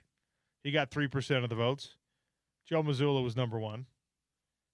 Interestingly enough, Will Hardy was also voted the 9th least impressive coach in the league. So he had the same ranking in the most impressive poll and the least impressive poll. I think, and we've said this in a lot of different ways, a lot of different times on the show, I think the verdict in a lot of ways is still out on Will Hardy. We're going to find out a lot more about him next season when they're trying to win, when the governor chip is taken off, when the reins aren't constantly being pulled back. Whoa. I think we find out a lot about Will Hardy, and by extension, so will these other players in the rest of the league. Add to that. So from a coaching standpoint, a coach means that you're in charge of the whole team, but it's different than being a teacher. So see, a teacher of basketball is when you can teach skills at an elite level to make it simplified for the players where they can combine their natural talent and the skills they've acquired in a team setting, and that's coaching. So coaching is also, part of it is teaching. And also, Sean, part of it's what? Delegating. That the best coaches are superior teachers, and they delegate people around them of how their expertise of what they can do to enhance the players, their performance. And it's interwoven and interconnected, and that's what makes it good. Now, my last point about that is someone said to me right now, who's the best coach in the NBA? I would say it's Eric Spoelstra. Oh, okay. That's what I would say. There was on the least impressive coach. This is kind of just a mean but hilarious point. Number one on least impressive was Brian Keefe of the Wizards. And one player, again, anonymous, said, I'm voting for whoever coaches the Wizards. Like, he didn't even know who the Wizards coach was, that particular player. Okay, so again. Kind of mean. Sure, I'd like to know a text of that. How old were the players? Were the players above 30 years old and veterans, or were they young fellas that it's all about me? A cross-section of both. Sure. Yeah. All right, Gordy, what's your list today? All right, Sean. Wait. I don't mean to interrupt. I want to make sure we give our shout-out to Joe Ingles. Yes, Joe Ingles. Quickly, Joe Ingles returning back to Australia, his native country. He played in the NBA for 12 years in the NBA, being undrafted. He just signed a new contract with the Melbourne United of the Australian League. Remember, every Jazz fan really, truly loves Joe Ingles. He played there for 8 years. He left the Jazz as the all-time leading three-point made triples in Jazz history. And it's an amazing accomplishment that Joe did. 1,089 made triples. He shot from three-point range in Jazz basketball for the 8 years, 40.8% from threes. And most of all is that he was really a tremendous team leader. And Sean, very similar to you, he's lefty, and that just like Sean lives in a right-handed world, so does Joe Ingles. Yes. All right. So and also add to that, Joe helped the Australian national team win their first ever medal in Olympic basketball back in 2021 in Tokyo. He led the Australian Boomers to a bronze medal in the Olympics by his performance. Also a guy named Patty Mills. So they were spectacular right now. All right, Sean. So Joe goes back to Australia. I want to test your knowledge about geography. Oh, okay. All right, Sean. What's the capital of Australia? Canberra. That's exactly right. And that's where Joe Ingles, that's his hometown where he played. All right, Sean. Let's stay in that part of the world. What's the capital of New Zealand? I want to say Auckland, but I think it's Wellington. That is correct. Yes, Sean. Your fifth grade geography world history teacher, he or she taught you well. I don't think I ever did well in the spelling bee, but I did. We had a geography bee as well. I did better in the geography bee than I did in the spelling bee. And one more about what's the capital of Salt Lake City? What are you laughing at? What's the capital of Salt Lake City? We are the capital. Salt Lake City is the capital.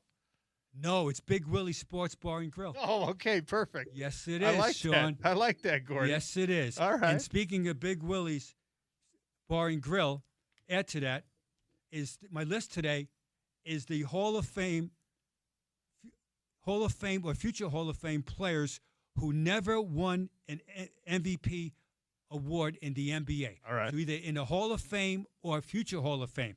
And it's an amazing list. So Shea did it back-to-back years. Yes. Victor Wembanyama could be getting it very shortly also. So here's guys that in the Hall of Fame or will be in the Hall of Fame were never named MVP. George Gervin, Jason Kidd, Dame Lillard, Rick Barry, Walt Frazier,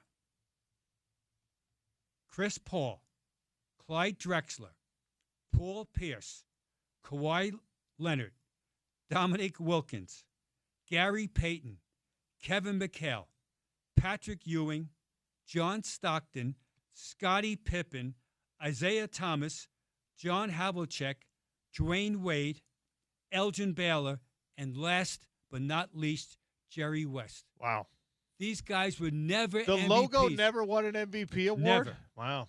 In Jazz basketball, quickly, Karl Malone won it twice, MVP, back in 1997 and 1999.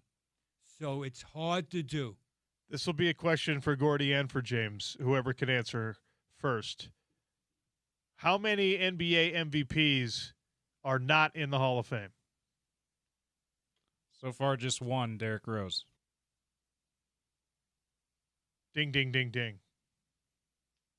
Everyone else has been inducted into the Hall of Fame after winning NBA MVP. And who knows, maybe Rose gets in. I'm not sure he will, but And maybe. the reason why, because he got hurt during his career and didn't play as many games because of the injuries. And he did it when he was really young. And so the last, say, 5 or 6, 7 years when he did play, he was hampered by the injury on his lower leg right now. But he's really a Hall of Fame talent. Of course, there's plenty active who are not in the Hall of Fame yet, but those guys will be. Like, those are Giannis, Jokic. Will Joel Embiid Steph, be in the those Hall guys. of Fame? Yes. He will. He will. Yes, he will. Yeah, Even missing 50% of the No. games in his career. I know. Yeah, Embiid, that's a question mark, but yeah, he might. I'll put it in context. If Amari Stoudemire's in the Hall of Fame and Carmelo Anthony, not Joel Embiid, I mean, you put it in Gold context. medalist, too. Last Paris did win- Olympics. It's a okay. basketball Hall of One Fame, gold so that medal. matters. Yeah, I mean, so again, it's a interesting question. But Sean, more importantly, I'm impressed by your geography. Remember, Sean is a citizen of the world, and James and I were citizens of Tooele. I've never been to either Canberra or Wellington, but I have been to Australia and to New Zealand. Going to have to make a visit to all those capital cities. Gordy, you're the absolute man. Thanks for coming in and enlightening us with all your basketball knowledge once again. Thanks, Sean. Peace out. Enjoy the game tonight, Gordy. Game 2 of the Western Conference Finals, Spurs, Oklahoma City. Time now for the Daily Dump. We'll take a break and get to it. We have a lot in this Daily Dump to get to. Adrian Denny is still going to join us, talk a little Stanley Cup playoffs. Western Conference Finals in the Stanley Cup playoff begins tonight. It's a sneaky good time of year to be a sports fan. Sean O'Connell Show, ESPN 700 and 92.1 FM.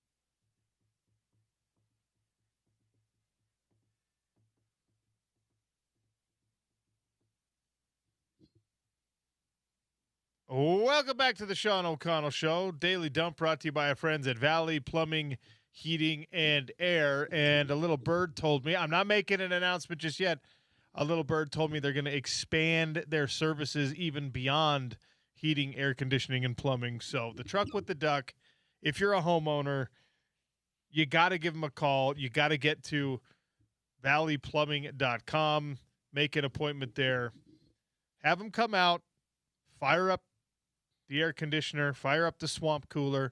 While they're out there, say, hey, will you take a look at my furnace? I'm not using it right now, hopefully. Knock on wood, we don't get any more cold snaps. How do I make sure this thing is ready to go when we get to the fall, when it gets cold again? They can handle it all for you. Let them. The truck with the duck and Valley Plumbing, friends of the Sean O'Connell Show here. Excuse me. The anonymous poll in The Athletic that we just were referencing also had a question about how much of a problem is tanking.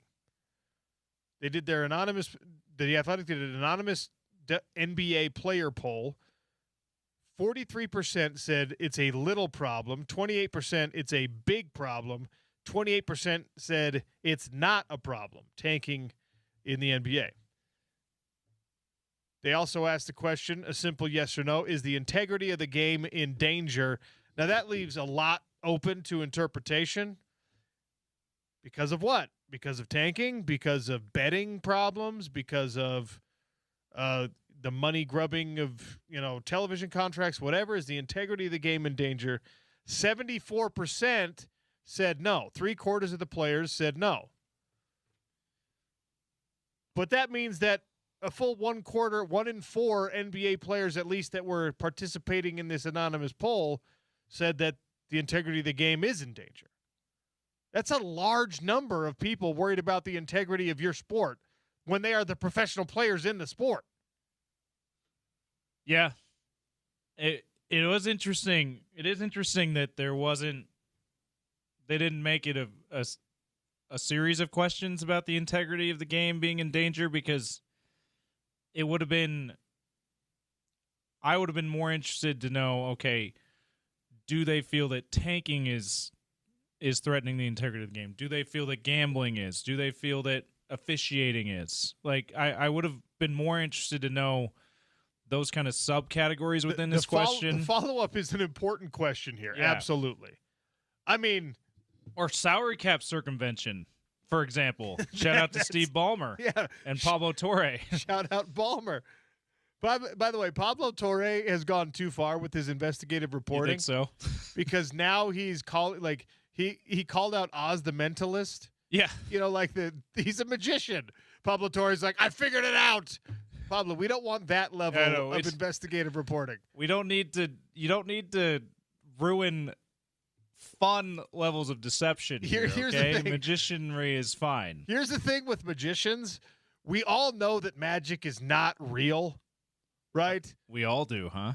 They're not actually pulling the quarter out of thin air behind your ear. We all know that. Don't tell my wife, who's a huge Harry Potter fan and fancies herself a witch herself. Okay, well, that kind of magic is real.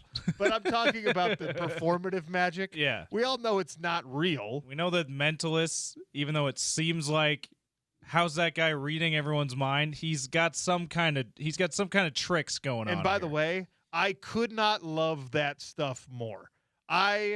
It's amazing. Like, my favorite thing is when Oz the Mentalist is going around to NFL training camps, guys that are in the room, and he's just like, all right, Matthew Stafford, give me any number between 1 and 100. He gives him a number. All right, Jared Verse, give me any number between 1 and 100. He gives him a number. And then he's just like, okay, Matthew Stafford, throw the ball to anyone in this room, anyone that you want. And he throws it to someone, and that person wears the jersey number that happens to be Jared Verse's pick versus, like, those two things put together. And you're just like, what? How did that happen? And then he pulls, like, a paper out of his pocket, and he's just like, I already wrote the name down. I knew who you were going to throw the ball to. And you're like, what? And the whole room goes crazy. I could not love that more. Yeah, the Jets Hard Knocks a couple years ago when you had Aaron Rodgers just like, what How is Oz doing this? Yeah, it's amazing. So great. Right? One of my brother's good friends growing up was actually unbelievably talented musician. He that's what he does. That's his job. He goes around his corporate events. He's like, and he does some mentalism too. So the first time I ever saw mentalism done was on my mom when I was like 13 years old, 12, 13 years old. And I was just like, whoa, how did he do that? This is your friend that's your age? It's my older brother's friend. Oh, okay. So it was like a 15-year-old doing mentalism on my mom. Even that young, he was that talented. He was really, and I was like, whoa, and I just love it, man. So Pablo Torre, leave David Blaine and Oz the Mentalist out of your investigative reporting, okay? Yeah, leave it alone. We don't need that debunked, okay? You go ahead and go after Steve Ballmer and the salary cap circumvention. He did a great episode on the deep state of James Dolan's deep state and the Knicks and all their surveillance and their insane like facial recognition technology. So like that kind of stuff, fine. You can leave the magicianry, if you will, mentalism alone.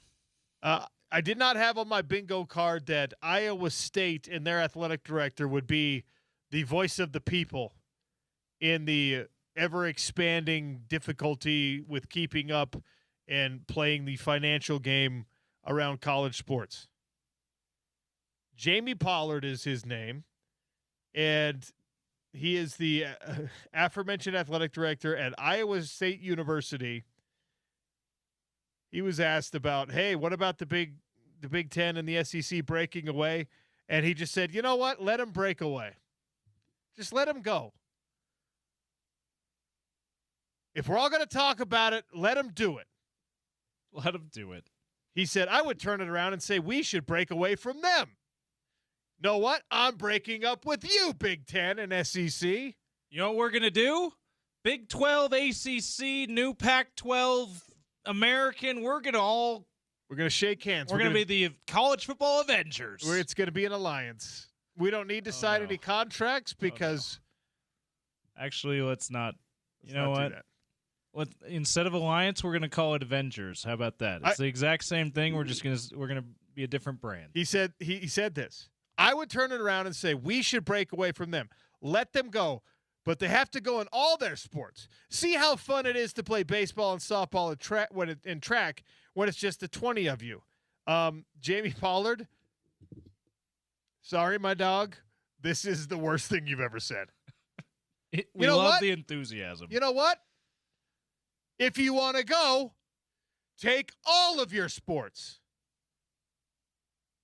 And the Big Ten and the SEC is like, all right, yeah. We've got all of the best softball teams in the country. We've got most of the best baseball teams in the country. We got a good chunk of the best basketball programs in the country. We have all but like 10 of the best football programs in the country. So, yeah, that's kind of the whole point. And if we want to get even more, if we want to keep going here, with the SEC, they've got basically everybody but Utah and the best gymnastics teams in the country. Well, Big Ten's got UCLA. Big Ten's got UCLA.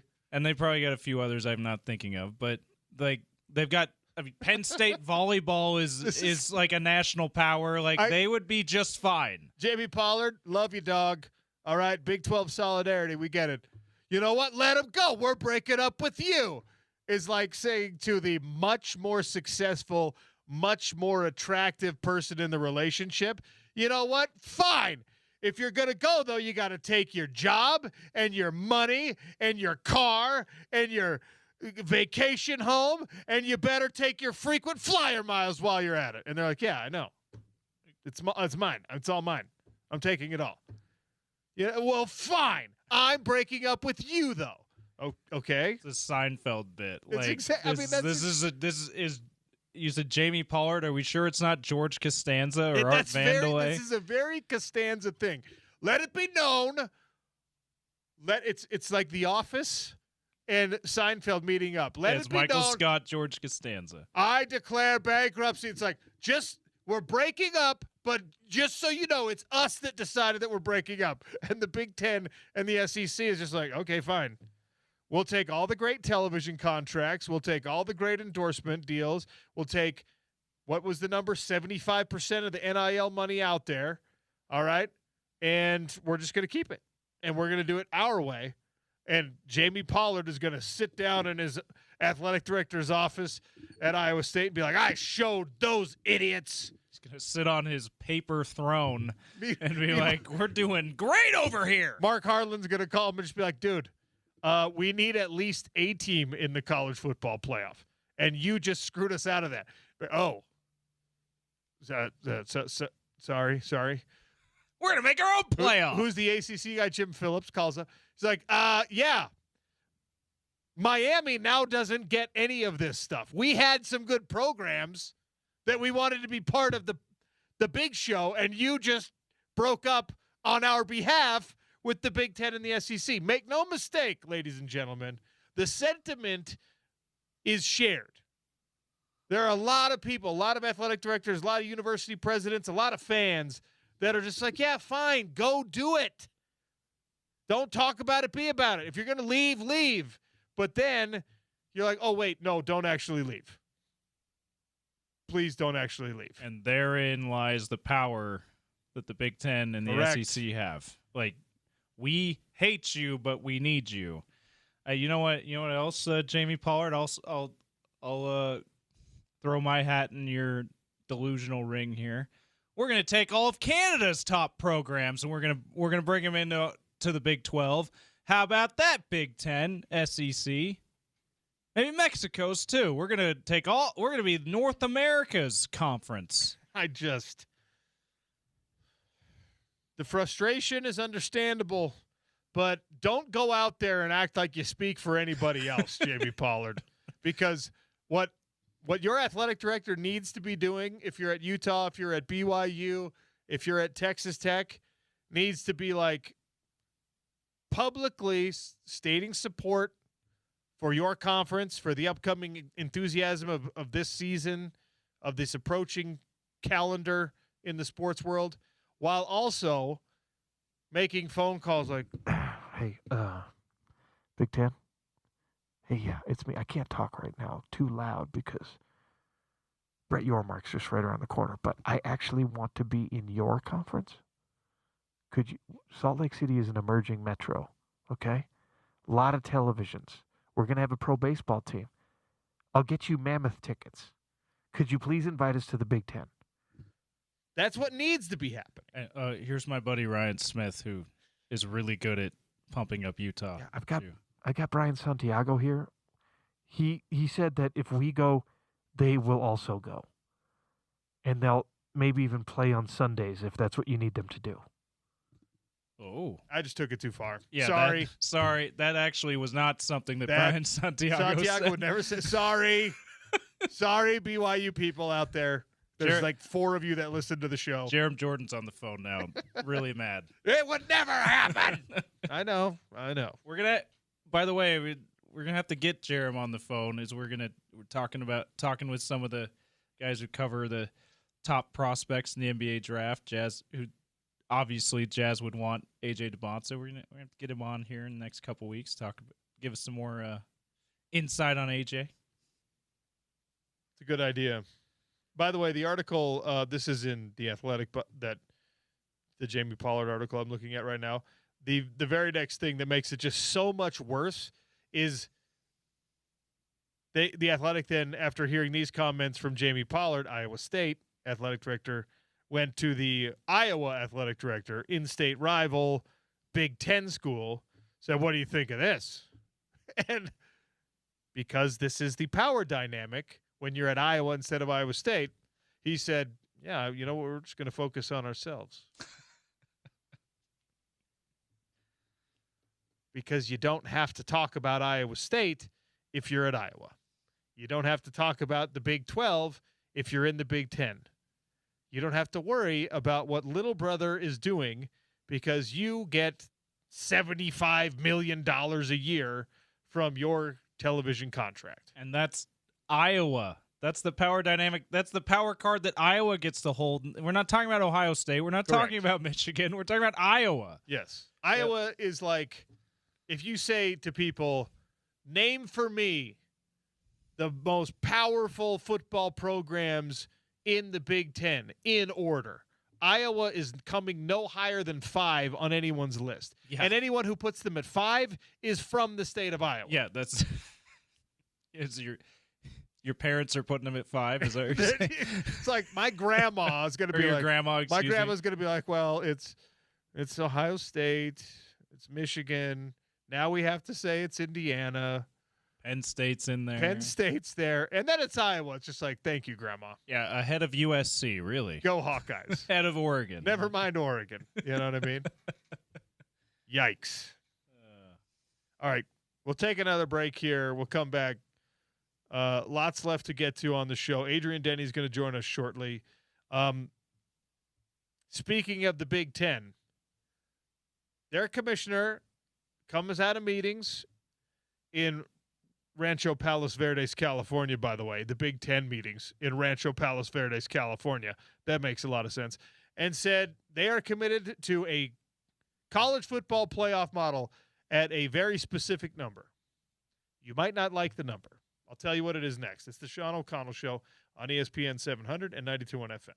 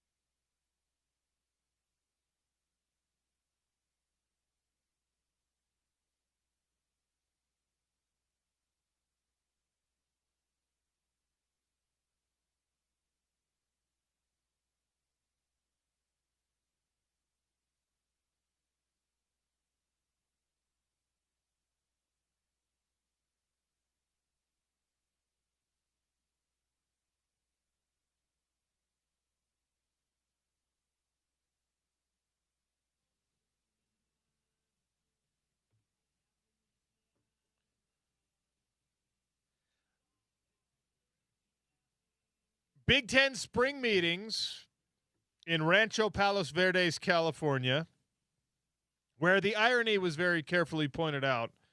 The Big Ten was meeting on all things, schedules, expanded college football playoff format, and as their own agenda stated, a conversation about curbing the absurd spending that is happening in college football. But they flew everyone to the Big Ten meetings, a Midwestern conference, to L.A. and had everyone staying at a luxury beachside resort. Whatever. Tony Petitti, the Big Ten commissioner, mentioned that they are fully committed, all in together, agreed, and have spoken in favor of a 24-team college football playoff field. The SEC and their chancellors, their athletic directors, continue to favor 16 teams. The Big Ten is now the big brother to everyone in college football. The Big Ten says we want 24 teams. I don't want to belabor this point too much because we all know it's true, and it's one of those unfortunate truths that we have to just get on board with and kind of, swallow that bitter pill and I guess hope for a time when the University of Utah is a Big Ten institution. But right now, in sports, the big boys get what they want. That's what has happened. It's what will continue to happen. And the only real defense is, oddly, ESPN does not want to go to a 24-team playoff. That's the only thing holding this back so far, because the Big Ten and the SEC will come to an agreement, the Big Ten and the SEC, because we already gave you those numbers. We already told you about the insane amount of money that they are in control of in the kind of overall pie of college football. They have 75% of the pie. Television revenue, NIL money, etc. Those two conferences together make up 3/4 of, and by the way, they make up more than that when it comes to the playoff field and the championships recently in college football and now college basketball as well. The big boys get what they want, which sucks, which I wish was not a reality, but it's true. Weirdly enough, ESPN, who's done so many things wrong, honestly, with sports lately, their sports programming in a lot of ways, like, it's just, what are you doing? But ESPN is like the last thing holding back rampant expansion. And the big fear, by the way, on a 24-team field that I think is valid to express is that it devalues the most valuable regular season in all of sports. College football's regular season, every single game is a huge game. Every one. You cannot afford to lose any games. In a 4-team college football playoff, you truly couldn't afford to lose any games. If you were a Big 12 team, if you were an ACC team, if you were a Mountain West Conference team, you could not lose any game if you wanted to be part of things. 12-team expanded playoff gets you a little bit more wiggle room, but still massively important. We saw that with Utah last year. 2 regular season losses took you out of the running. 2 to highly ranked teams. I'd never want to see the importance of every week in college football be eroded, be degraded. It's better than the NFL for me because there is no wiggle room. Because that's where all the high drama comes from. You're dealing with young people. You're dealing with a harder to control demographic of player, a less talented demographic of player, and there is less wiggle room than in the NFL where you have all the elite players in the world. There's more wiggle room built into their schedule. There's more margin for error. That's why the drama of college football is so much more intense and, in my opinion, so much better. A 2014 playoff de-emphasizes some of that. Now 3-loss teams are in there with regularity. Now if you're a 2-loss team heading into week 11, now you can probably rest your starters. And even if you lose that game, you're going to make it into the 2014 playoff, especially if you're an SEC team, you're a Big Ten team. And that makes me sick, the idea of players sitting out rivalry games, the idea of players sitting out games that used to be, aside from conference championships and aside from a college football playoff, used to be the most important games on your slate. If it gets to this, if we get to a college football playoff that includes 24 teams, my opinion on whether or not I want BYU Utah at the end of every season completely reverses, flips on its head. If you go 24 teams, you have to go week 1 rivalry game, week 2 rivalry game, week 3 rivalry game. You have to go with a week where you know nobody's resting. You know nobody's sitting out. The pecking order has not been established yet. Because we never want to see ever in college football a scenario in which a coach or a player has to decide, well, what is best for our playoff hopes relative to a rivalry game? Am I going to sit out this? Am I going to rest this? Am I going to be careful here rather than beating my in-state rival, rather than beating my crosstown rival, rather than beating my conference-hated rival?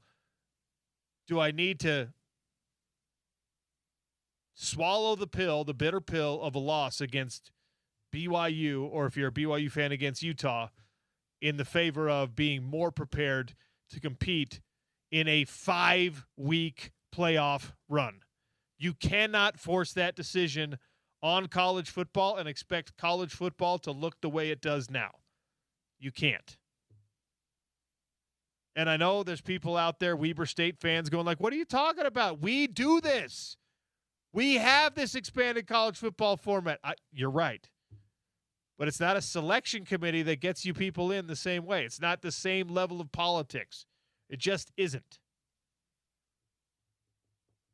24 teams is too many. I don't think 12 teams is enough. I think 16 is the right way to go. I don't agree with the SEC on many things, but on this one I do. And I think automatic bids are, for me, a big coin toss. Because without them, the Big 12 is a one-bid league. With them, I think you're devaluing the position of being a college football playoff team. Lots of food for thought coming out of the Big Ten spring meetings, which, of course, are taking place in Southern California, the traditional seat of power in Big Ten football. Adrian Denny's going to join us next. We'll talk a little Stanley Cup playoff. Game 1 of the Western Conference Final between the Colorado Avalanche and the Las Vegas Golden Knights plays tonight. You should go to Big Willie's at 1717 South Main to watch it. Colorado's going to be without one of their most important players. We'll start the conversation there with Adrian Denny in 3 minutes. Sean O'Connell Show on ESPN 700 and 92.1 FM.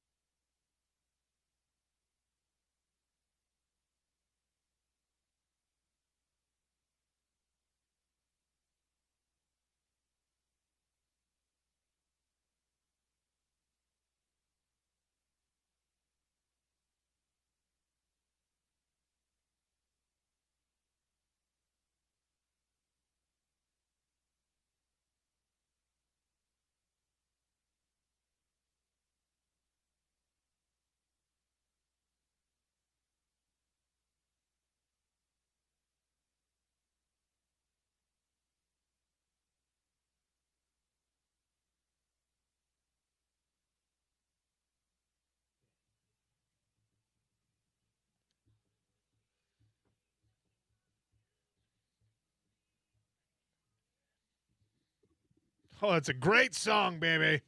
Welcome back to the Sean O'Connell Show. Festival of Tees still on, powered by the Utah Golf Association, brought to you by Mountain Home Services.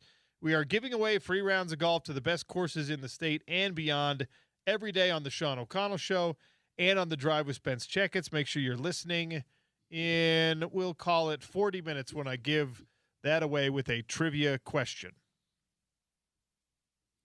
We are lucky enough to be joined here in hour number 3 by my good friend and our NHL/Utah Mammoth insider, Adrian Denny, brought to you by Aladdin Industries and Valley Plumbing, Heating, and Cooling. Adrian, how are you? Hey, Sean, ready for some conference finals action? Getting underway tonight. The Carolina Hurricanes, they're still in the league. They're going to be back in action for the first time in 11 days. Yes, that is wild. 11 days off in the playoffs. I don't think that's necessarily a good amount of rest. Longest time between games in modern NHL history. A couple teams had 10. Boston in 2019, 10 days between winning the Eastern Conference and starting the Stanley Cup Final, and then Anaheim in 2003, 10 days between winning the Western Conference Finals and the start of the Stanley Cup Final. Both teams won those Stanley Cup Finals. We are your home, by the way, of the Stanley Cup playoffs, Western and Eastern Conference Finals. Game 1, Vegas, Colorado, which we're going to be talking a lot about here tonight at ESPN 700 and 92.1 FM, 6 p.m. puck drop. So let's handicap this series, especially given the news we got today. Cale Makar is going to be out of tonight's game for Colorado. That is not insignificant. Two-time Norris Trophy winner for best defenseman in the NHL, nominated again this year. He wasn't 100% in the series against Minnesota. Took a big hit in game 1. You could kind of tell he wasn't quite feeling great. Then in game 5 took another hit, but he's going to be out, replaced by pretty much AHL, NHL platoon player.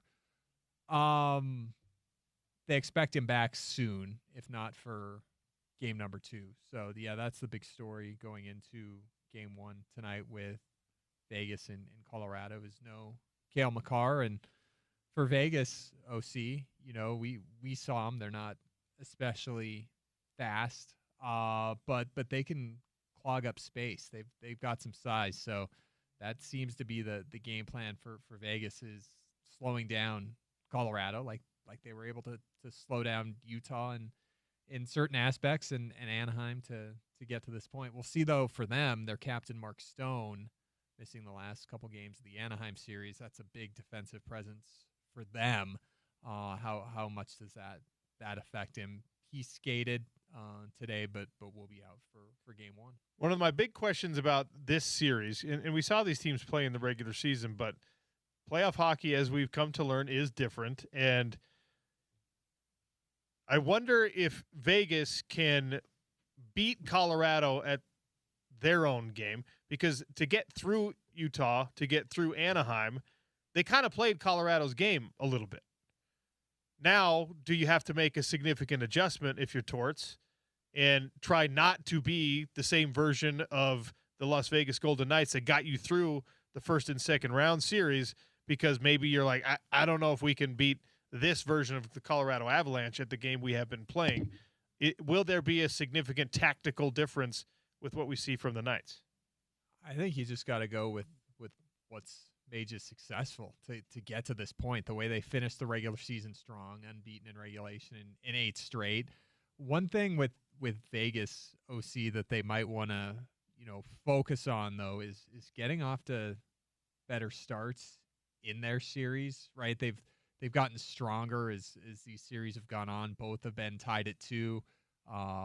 They were down 2-1 against Utah. They were tied 2-2 against both Utah and Anaheim, and they pulled away in game 5 and game 6, but probably not too high percentage of a situation against Colorado to come in, kind of feel your way through.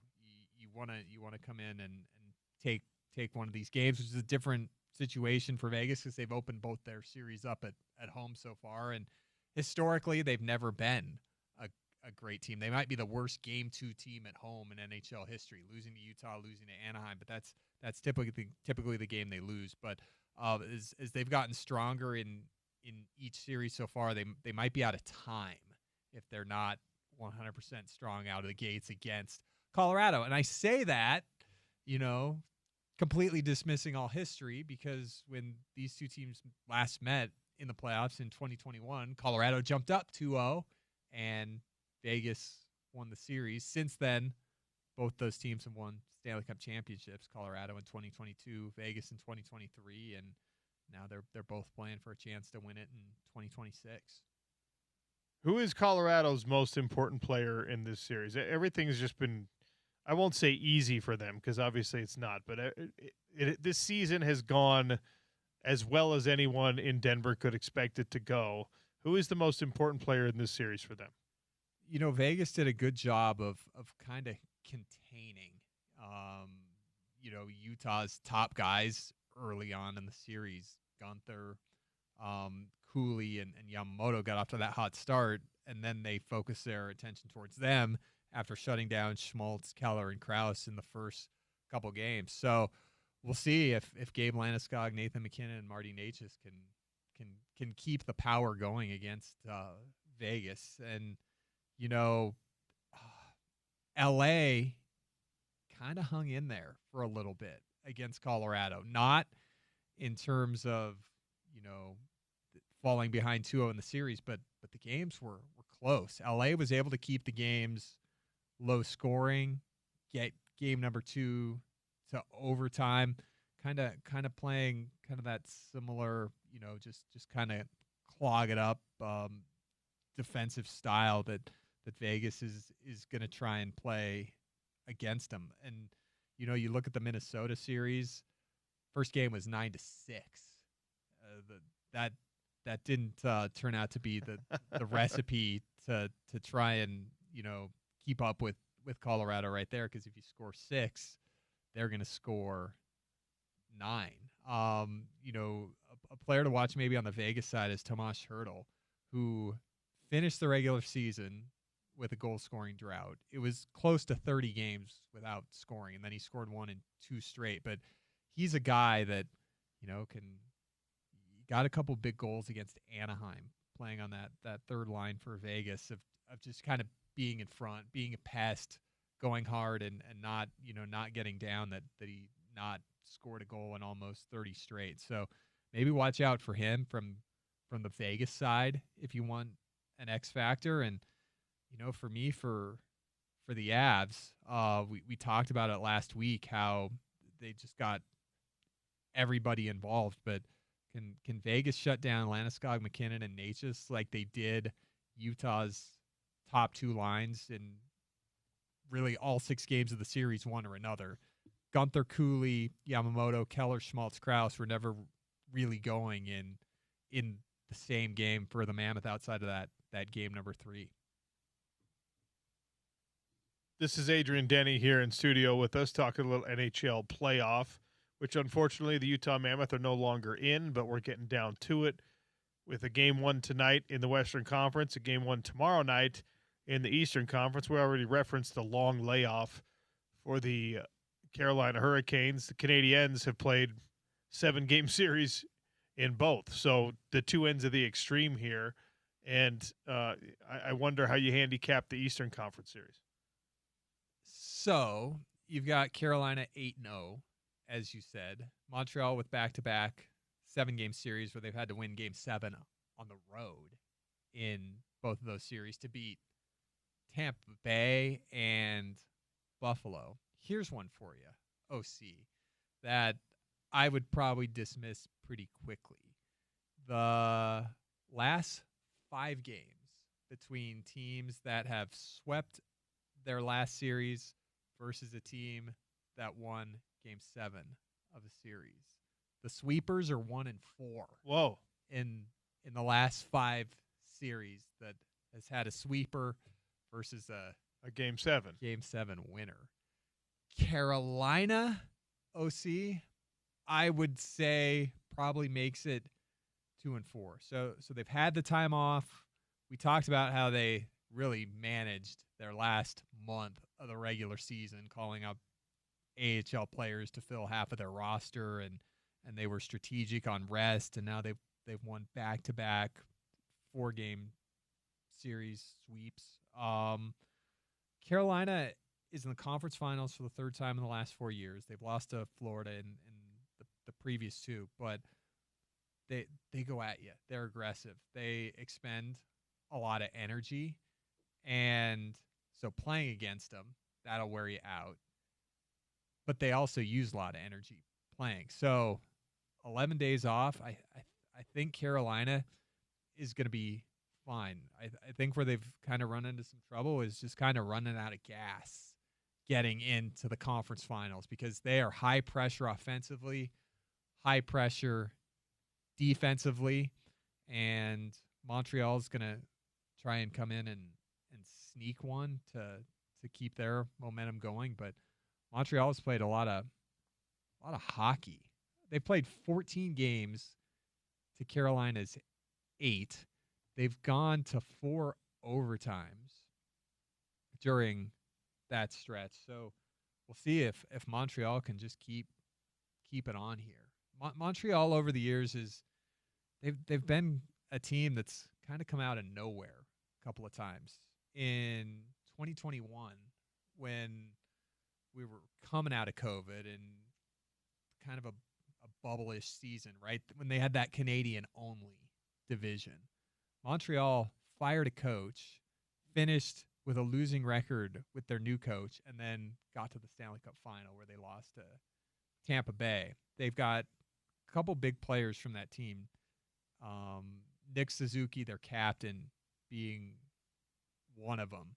And then they kind of went into a rebuild on the fly, and here they are. They're back. So Montreal's kind of got some experience. Suzuki, Josh Anderson, some new guys, and now they're trying to get back to the final again. I heard a comparison to Montreal and St. Louis of 2019 with this team and that St. Louis team that also was in last place in January, but pushed their way to Game 7 of the Stanley Cup final and ultimately beat Boston. Much more important to the local team, the local market. There's other playoffs that lasted longer for the prospects than they did for the actual Utah Mammoth team. And Gabe Smith, who you and I have talked about before, ended up for the Moncton Wildcats having just an unreal run. Not to a championship, unfortunately, for him and for Desnoyers and the other Moncton Wildcats, but 33 points in the playoffs up there. And this is a guy who's now more firmly on the radar, I think, for all of us in Utah. Tell me how much of it you saw and what you think. 4th round draft pick in 2024 is Gabe Smith, MVP of the QMJHL playoffs, which is Quebec Maritime Junior Hockey League, one of the 3 junior leagues in Canada. They lost, and he was named the MVP. So he has to skate out, upset, and pretend to smile and be cordial to the league dignitaries giving him the award. He's a guy that we saw in the preseason fight and hold his own. 6'4". He's on a 3-year entry-level contract that'll kick in when he turns pro, which you'd expect probably coming up next season. But the winning experience that guys like him have, Caleb Desnoyers, Utah's 4th overall pick from last June's draft, they won the QMJHL championship last year and went on to the Memorial Cup. So you saw a lot of tag teaming with Smith and Desnoyers in that playoff. And Desnoyers, had a pretty good playoff himself, 25 points in 21 games. And maybe the biggest thing for the Mammoth is he increased his point per game total from last year, not his points, because he started the year injured because of the wrist injuries that we talked about last summer, but increased his point per game total, 78 points in 45 games in the regular season. And those two guys dragging Moncton into the QMJHL championship series for the 2nd straight year. You've got another prospect, Thomas Lavoie, who was on the Chicoutimi team that we can spell later, but he was. I was about to say, let me Google that. Wait. He's another Utah prospect off of that team. He was selected by Utah in the third round in 2024. So he's going to the Memorial Cup to play. The way that tournament works, OC, the 3 Canadian leagues, the champions out of the 3 Canadian junior teams go play a host team that, in this case, is going to feature Tisha Ginla, Utah's 6th overall pick in 2024, and Kelowna. They were knocked out in the second round of the playoffs, but since they're hosting the Memorial Cup, they'll be involved. So you got a lot of Utah skaters, prospects that are playing big playoff games and are still going. That Memorial Cup is going to start Friday night. You can see all the games on NHL Network. They'll do a round robin, and then they'll go into semifinals and final. But, it's fun because we've reached a point, Sean, where you don't get NHL every night. Now that we only got 2 series, so might have some time, especially over Memorial Day weekend, to pop on NHL Network and watch some Mammoth prospects. Of course, all of you out there are big Chicoutimi Saguenay fans. That is the mascot, as I'm sure you knew. I'll be honest with you, I was not 100% sure on how to pronounce that, and I heard it on a podcast earlier this week, and I phonetically spelled it out, and I've been saying Chicoutimi in any sentence that will fit. I think that it probably is pronounced that way. It's pronounced how it's spelled. No one here is going to be able to correct you. By the way, what is a Saguenay? Well, that's a native inhabitant or resident of the Saguenay region in Quebec, Canada. So it's like the Utahns. You learn something new every day. That's good. That is good. I couldn't even spell it to Google it, man. Do you have big Memorial Day weekend plans? That is coming, right? That's this weekend? It is. Yeah. So I won't see you before your weekend after this. Do you have any big plans? You gonna go fishing? You gonna go boating? Memorial Day weekend is kind of like that first weekend up at the cabin, up at Strawberry. Nice. Yesterday, Nice. picked up the boat, drove it from one marina to the other, really. So kind of always look forward to that. It seemed like, in my childhood and growing up, Memorial Day weekend, all you plan for, then it's rainy. But looks like it's going to be nice this weekend. It's supposed to. Looks like it's going to be in the, 80s? 70s, low 80s. Yeah. So that's always been Memorial Day weekend for me. Cabin, boat, a little cool for the jet ski, but Yeah. it's prime playoff time too. Always remember, Jazz were, hopefully playing the Houston Rockets, involved. So, it's a good sports weekend, and Yeah, you'll have to settle for hockey. Yeah, Thunder Spurs instead Yes. of Jazz Rockets. yeah, that's true. And keep watching Cavs Knicks till the very end, evidently. Yeah, yes. Make sure you don't this is not going to be a great game, because it ends up being a great game. Adrian Denny, Between the Pipes, brought to you by Aladdin Industries and Valley Plumbing, Heating, and Cooling. Thanks for coming in. Thanks for having me, man. As I always say, highlight of the week. And, It's always great to see you. always It's always great appreciate to talk a little hockey. We will give away some golf in 20 minutes. We'll talk some more college football news in the coming segment. There's plenty left to get to. Don't go anywhere. It's the Sean O'Connell Show on ESPN 700 and 92.1 FM.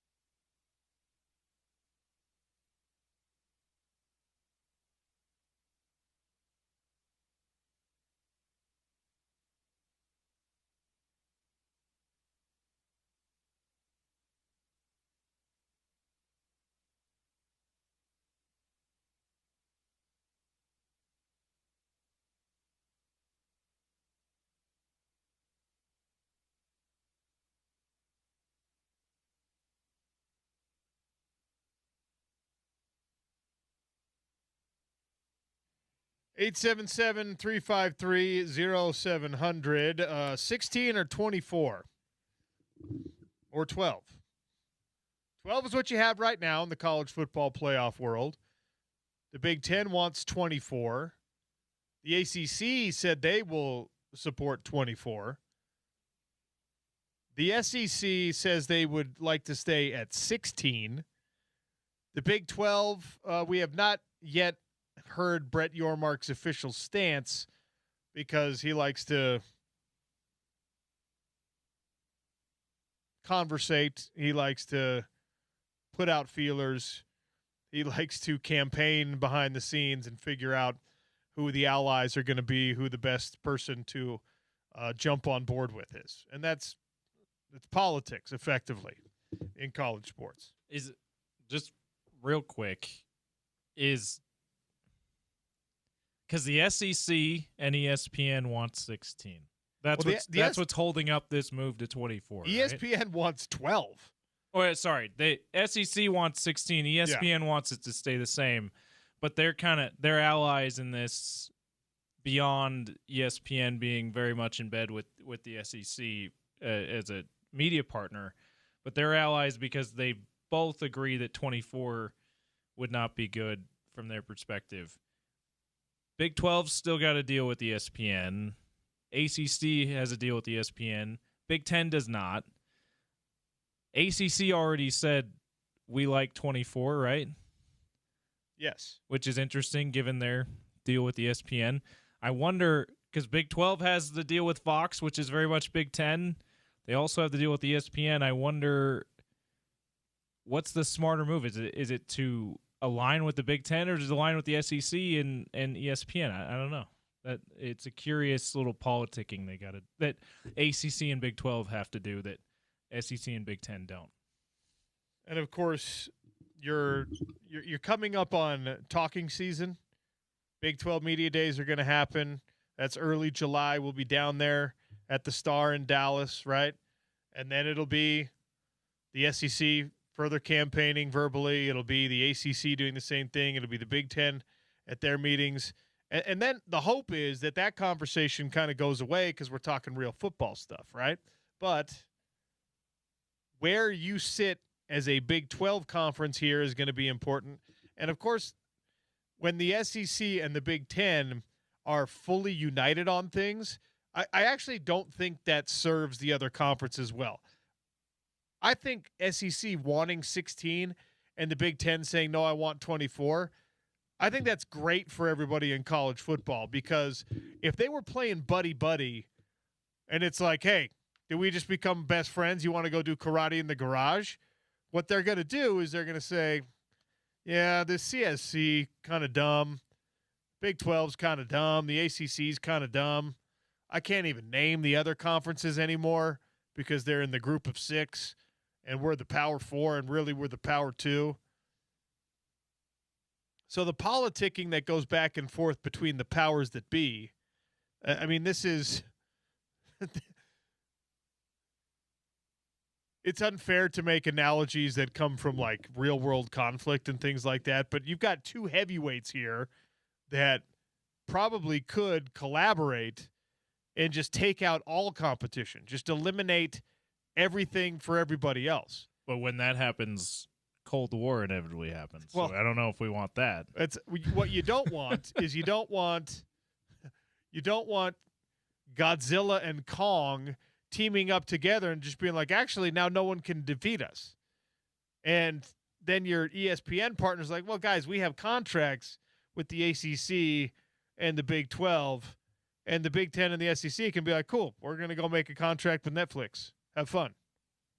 And then it was like, no, you can't do that. You've already signed. We got these grant of rights. These things go for a long time. So we can't just give you your way and kick everybody else out of the party. Until, of course, the Big Ten and the SEC get on the same page and demand that we kick everybody else out of the party. But first, of course, they'll pick who they want from the other conferences. And that is your ultimate hope in an I would never state it, and I don't want to be responsible for being the voice of Utah athletics because I'm just a guy doing a radio show. But That is something that needs to be accounted for at the very least. And honestly should be actively campaigned for behind the scenes without upsetting any of your partners in the Big 12. Because if you ain't first, you're last when it comes to all this stuff. And weirdly, the thing that is saving college sports from the inevitable super conference right now, which maybe you don't want to be saved from that. Maybe you think that that's actually better for college sports. But the thing that is staving off the creation of the super conference right now is just the philosophical disagreement between the SEC, ESPN, and the Big Ten. As soon as those three big boy parties get on the same page about the way they can make the most money, they can monopolize the most attention, for the rest of us.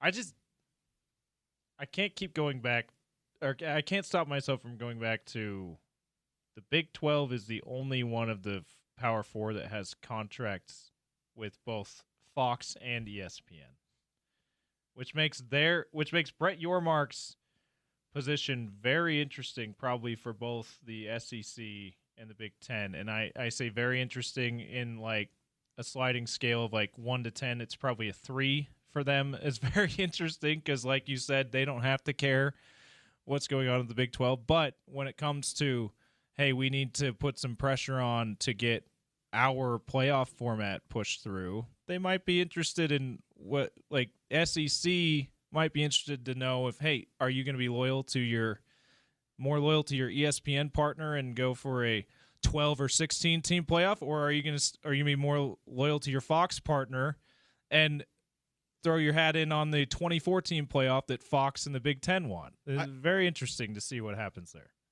I wonder how much the ESPN resistance to expansion, beyond its own logistical nightmare of then trying to figure out where to put all these windows and what programming to move around. And this was a good point that was brought in by a texter earlier, a Montana State Bobcat fan. In the first round and the second round of the FCS playoffs, there's sometimes blowouts, big-time blowouts. Now, it's an apples and oranges comparison in some ways because in the FCS there actually is a lot more parity, right? The really good teams in FCS football don't have the same gap in their resources. If you're Montana State, if you're Weber State, if you're Richmond, if you're like James Madison was, if you're these teams that were like at the top of FCS football, yeah, your resources are better than Southern Utah, but they're not like exponentially by an order of magnitude that much better. The gap between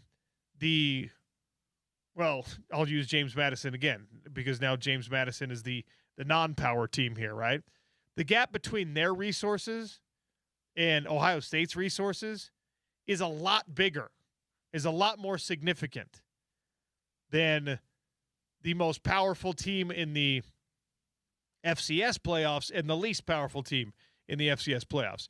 If you expand to 24 and you get to a situation where there is still automatic qualifiers, you're going to have Oregon, Ohio State, Alabama at the top, USC, who's spending an absurd amount right now. And Lincoln Riley says, now is the time, enough waiting. Thanks, Lincoln. I'm sure the Trojan fans are comforted to know you've been waiting. You're going to have those teams, those big spenders, and then you're going to have somewhere a Boise State that does a heck of a job, but has roughly 10% of the football budget that you do at Ohio State. Now, all credit to Boise State, and they did it a couple years ago with Ashton Genty. When you have that big of a gap between the top of your playoff and the bottom of your playoff, I'm not talking about the top of your regular season. I'm not talking about the bust these guys in and give them $1 million to lose to us type games. I'm talking about there's a massive gap from a resources standpoint, which translates to a massive gap in the talent standpoint between Georgia and Ohio State and Oregon and Miami, we'll say, just to throw in a non-Big Ten and non-SEC. Those are your top 4 seeds, right? The first time they roll out in week 2 of the playoff, right, they're going up against a team potentially that is your automatic qualifier from the Sun Belt Conference, your automatic qualifier, the highest ranked whomever. We saw what that looked like last year. Love you, James Madison. Love you, Tulane. But the gap is only growing. And that gap is growing between the Big 12 and you. And then that gap between the Big 12 and the Big 10 is growing even more rapidly. So what are we doing here pretending that you need 24 teams in the college football playoff? The Big 10 saying that is like, we want 6 teams in the college football playoff. That's what they're saying. We want more. ESPN's resistance likely comes from the fact that they're like, we do this FCS playoff on ESPN Plus. The first 2 weeks are not good. We don't need those games. We don't want those games. Those games you like them because they're going to be on your campus's Big Ten. We're not going to like them because the ratings aren't going to be good. The conversation around them is not going to be good. And it is a thinly veiled, it is an unveiled money grab because you just think that, well, it's television inventory, it's advertising dollars, and it's a payout that, of course, ESPN then is the one who pays. I don't understand how you force this issue if you're the Big Ten. I don't understand why you try to force this issue if you're the Big Ten. You're already the most powerful conference in the land. You've got likely baseball championship coming. You've got a likely softball championship coming. Maybe not. SEC has some things to say about that. You got men's and women's basketball championships from this year. You got the football championship from the last 3 years. And you're looking at it and you're going like, give me more. At some point, even a television network, even the Walt Disney Company has to say, and they are saying, guys, no, just chill for a minute. Let's see how this plays out. And thankfully, the SEC is also saying, hey, yeah, let's do chill for a second. Weirdly, the Big Ten in their meetings said, we want 24 or we want 12. We don't want 16. That, to me, feels like just being obstinate to the SEC. Yeah, Tony Petitti, the commissioner, he explained his rationale with that. He's like, well, 16, you really can't have any buys if you're going to do 16, or you only have 2 buys and then the rest of the teams play. Like, that's not much incentive, whatever. 24, you get with 24, the obvious what you brought up, what Mike Greenberg has brought up on Get Up, that, well, teams are just going to rest players in their final games of the season. Ohio State, Michigan, they might just rest players with that game. That'd be terrible. Tony Petitti's saying, no, there's no incentive to rest because you would have home field advantage at stake. You would have first round buys at stake, depending on where you're at, or you would have a playoff berth altogether at stake if you're towards the bottom of the field there. In theory, that sounds like it's enough incentive, but we've seen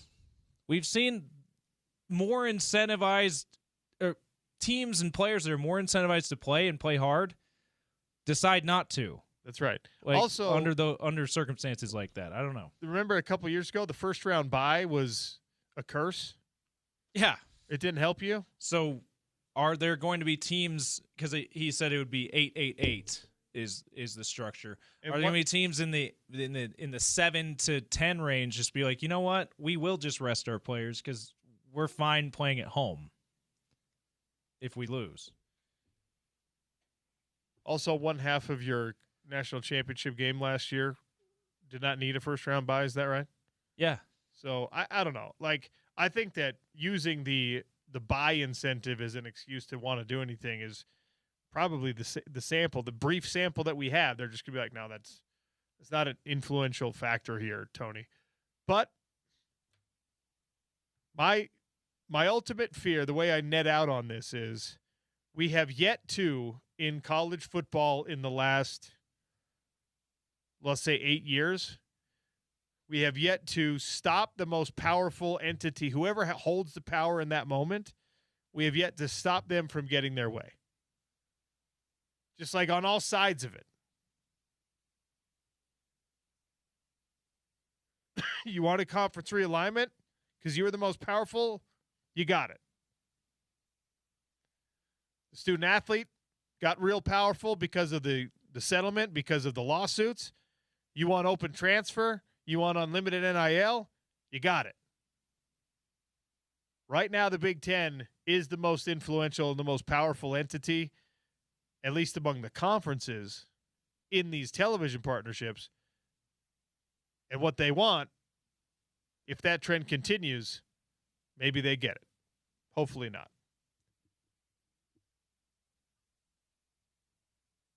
It's a beautiful day in Salt Lake City.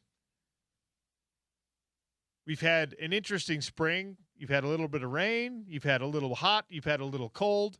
Hopefully this Memorial Day weekend, it's going to be warming up. But there's chill coming. There's rain coming. And you need an energy-efficient home when the heat comes as well. If you're living in a house that's 20 years older, if your windows are 20 years or older, it's time to call Advanced Window Products, 801-850-9100. Not only are they going to give you a great discount, $2,500 off 10 windows or more when you mention ESPN 700, but also they're going to come in, they're going to explain to you the energy savings cost. They're going to tell you what's wrong with your old windows. They're going to tell you the benefits of the double pane, of the gas between the panes. They're going to tell you about the high-quality vinyl windows that they have been crafting and recrafting and readjusting and making better and more efficient. You're going to get tax incentives. You're going to get energy savings. You're going to get a more beautiful home, and you're going to get a lifetime warranty on top of all of it. For the entire life of your home, your windows are warrantied. If there is a very unlikely problem, 10 years from now, you're still covered. 20 years from now, you're still covered. And it's handled by Advanced Windows right here in town. You don't have to get a runaround. No, that was a dealer problem. That was an installer problem. That was a manufacturer problem. Guess what? They are the manufacturer. They are the installer. They are the dealer. It's the mayor of Sac Lake City. It's people you know. It's Nate Orchard. It's Jake Weber. And I'm telling you, I've been to the factory. I see the attention to detail. In fact, you can go to the factory as well. Take a look at the window coverings that they have. The options are limitless down at Advanced Window Products. AdvancedWindows.com. Tell them OC sent you. We're giving away a round of golf next with a trivia question. Rose Park. Maybe you'll see Tony Finau out there. That's your free round of golf today. Coming up in 3 minutes. It's the Sean O'Connell Show on ESPN 700 and 92.1 FM.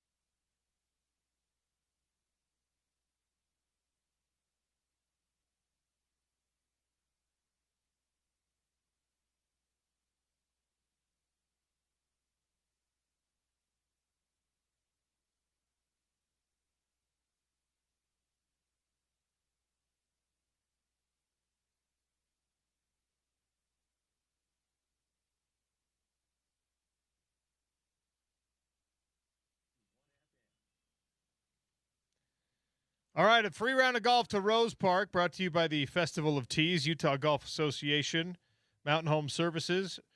You can go golf Rose Park. If you could tell me how many Hall of Fame eligible NBA MVPs are not in the Hall of Fame. 877-353-0700. So far, 877-353-0700. How many NBA MVPs who are eligible for induction into the Hall of Fame are not in the Hall of Fame? 877-353-0700. Crosstalk brought to you by our friends at Advanced Window Products, 801-850-9100 for $2,500 off 10 windows or more. The Drive with Spence Checketts is next. Spence Checketts is here, freshly shorn, shaven. When's the last time you shaved your entire face? 4 years ago. I don't think I've been cleanly shaven in 20 years. Seriously. Wow. Yeah, I actually remember when I was 16 years old, I badly wanted to be like 6'2". 16 years old, my grandpa came to visit, and he grabbed my face like this, and he goes, "Oh, you're done growing." I was like, "Well, why? I'm only 16." He said, "Because your facial hair's growing in." So pretty much I've had like a shadow or a beard, since then. And I was hanging out of the house last night, bought a new razor. Just by yourself, yeah? Well, yeah, that's how it goes these days, dude. Yeah. And I love it, quite frankly. I'm not going to lie. Yeah. Come home, I can cook whatever I want. It's great. Hang out. Don't have to hear it from anybody. Yeah. I left my razor in St. George, my trimmer, my beard trimmer. Yeah. Your sheep shearer. Yeah, indeed. And because this is a mess, dude. It grows quickly. It hurts. Yeah, you're manly. Yeah, it hurt. Well, thank you. It hurts other people at times.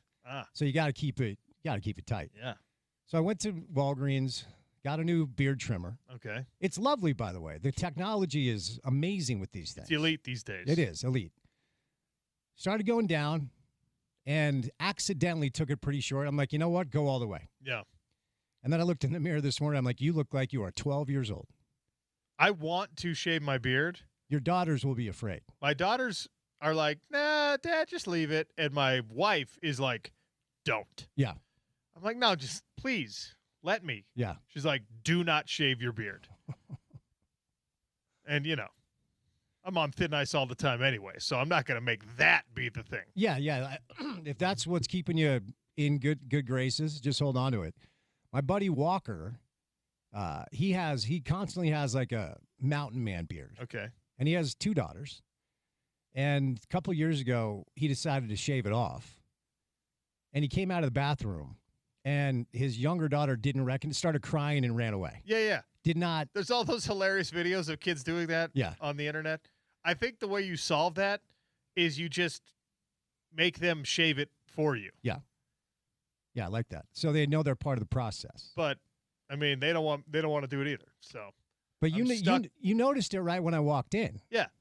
Yeah. You look youthful. It's a little weird. Like my face is cold. Strange. The beard usually keeps it warm. Like got out of the shower this morning. I'm like, man, that's cold. So I don't know how long I'm going to roll with it. Decided to take it down. And I mean, sometimes somebody will shave. You can pass for 28. I appreciate that. Good. Thank goodness.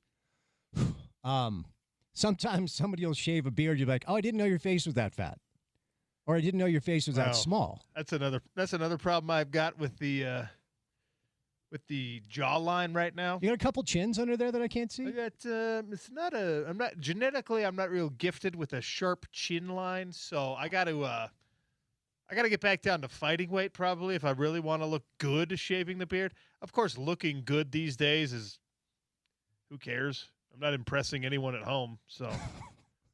Yeah, I mean, when the motivation goes, like, do I really want to go to the gym? Yeah. What for? What for? Yeah, I'll go ahead and smash this Wendy's double on the way home. Why not? My jawline's okay for my age. My chin's okay for my age. I don't feel like I have a super small face. Like again, sometimes somebody shaves a beard. You're like, that's all the face that you have. Yeah. Where'd the rest of your face go? Where's the rest of your face, you weirdo? Yeah. Or it's the other. Because look, most people that have beard. Frank Layden had a saying: "Never trust a man with a beard because he's definitely hiding something." And usually it's a small face, a fat face. That's why most people go with the beard. Yeah. Yeah. I'm the latter right now, but no one's judging, Sean. it's fine. It's fine. It's Everything's okay, fine. guys. It's fine. Everything's fine. I don't want to be a downer. I want to take the opportunity though. We haven't talked about it on the show today. We found out yesterday that Steve Johnson, who is he's been instrumental in my radio career. He was my first boss, and he's my most recent boss. And he unfortunately he passed. And I just the Johnson family, if any of you are out there listening, condolences and prayers to you. It's inadequate to say anything. It's tragic. It's terrible. I am happy to know that Steve lived a very good life, and he had a lot of great stories, and he had a big influence on a lot of people in media, especially. So thoughts and prayers to the Johnson family, and Steve, we're going to miss you. Yeah, excuse me.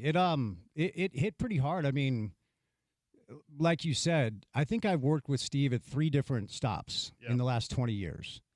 There's a good chance that if you're in radio, not just sports radio, but radio period, that you crossed paths with Steve. And I've negotiated maybe 5 or 6 contracts with him over the years, and he was always tough, but he was always very fair. And this last time around, I mean, as you know, there was a couple of years where I didn't know that I'd be doing this ever again. Yeah.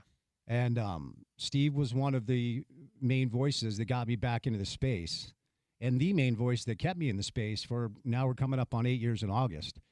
But separate from that, he was a good, decent man. He was a dedicated husband. He was a dedicated father. He was a mission president in D.C., so he's got a lot of missionaries that'll probably be, heavy right now. So, grandfather, father lost a son during COVID. I know that was really hard for him. But, yeah, I mean, in this business, I think it's fair to say decency sometimes is hard to find. Honesty sometimes is impossible to find. And Steve was honest and he was decent. And, it was sad when I found out yesterday, thinking of his family for sure. Stay tuned for the drive. Thanks for listening to the Sean O'Connell Show. I'm out for PFL duties this weekend. So, and then it's Memorial Day weekend, right? So do we have shows on Monday? I guess I'll talk to you on Tuesday. Hug your parents. Tell them you love them. It's the Sean O'Connell Show on ESPN 700 and 92 on FM.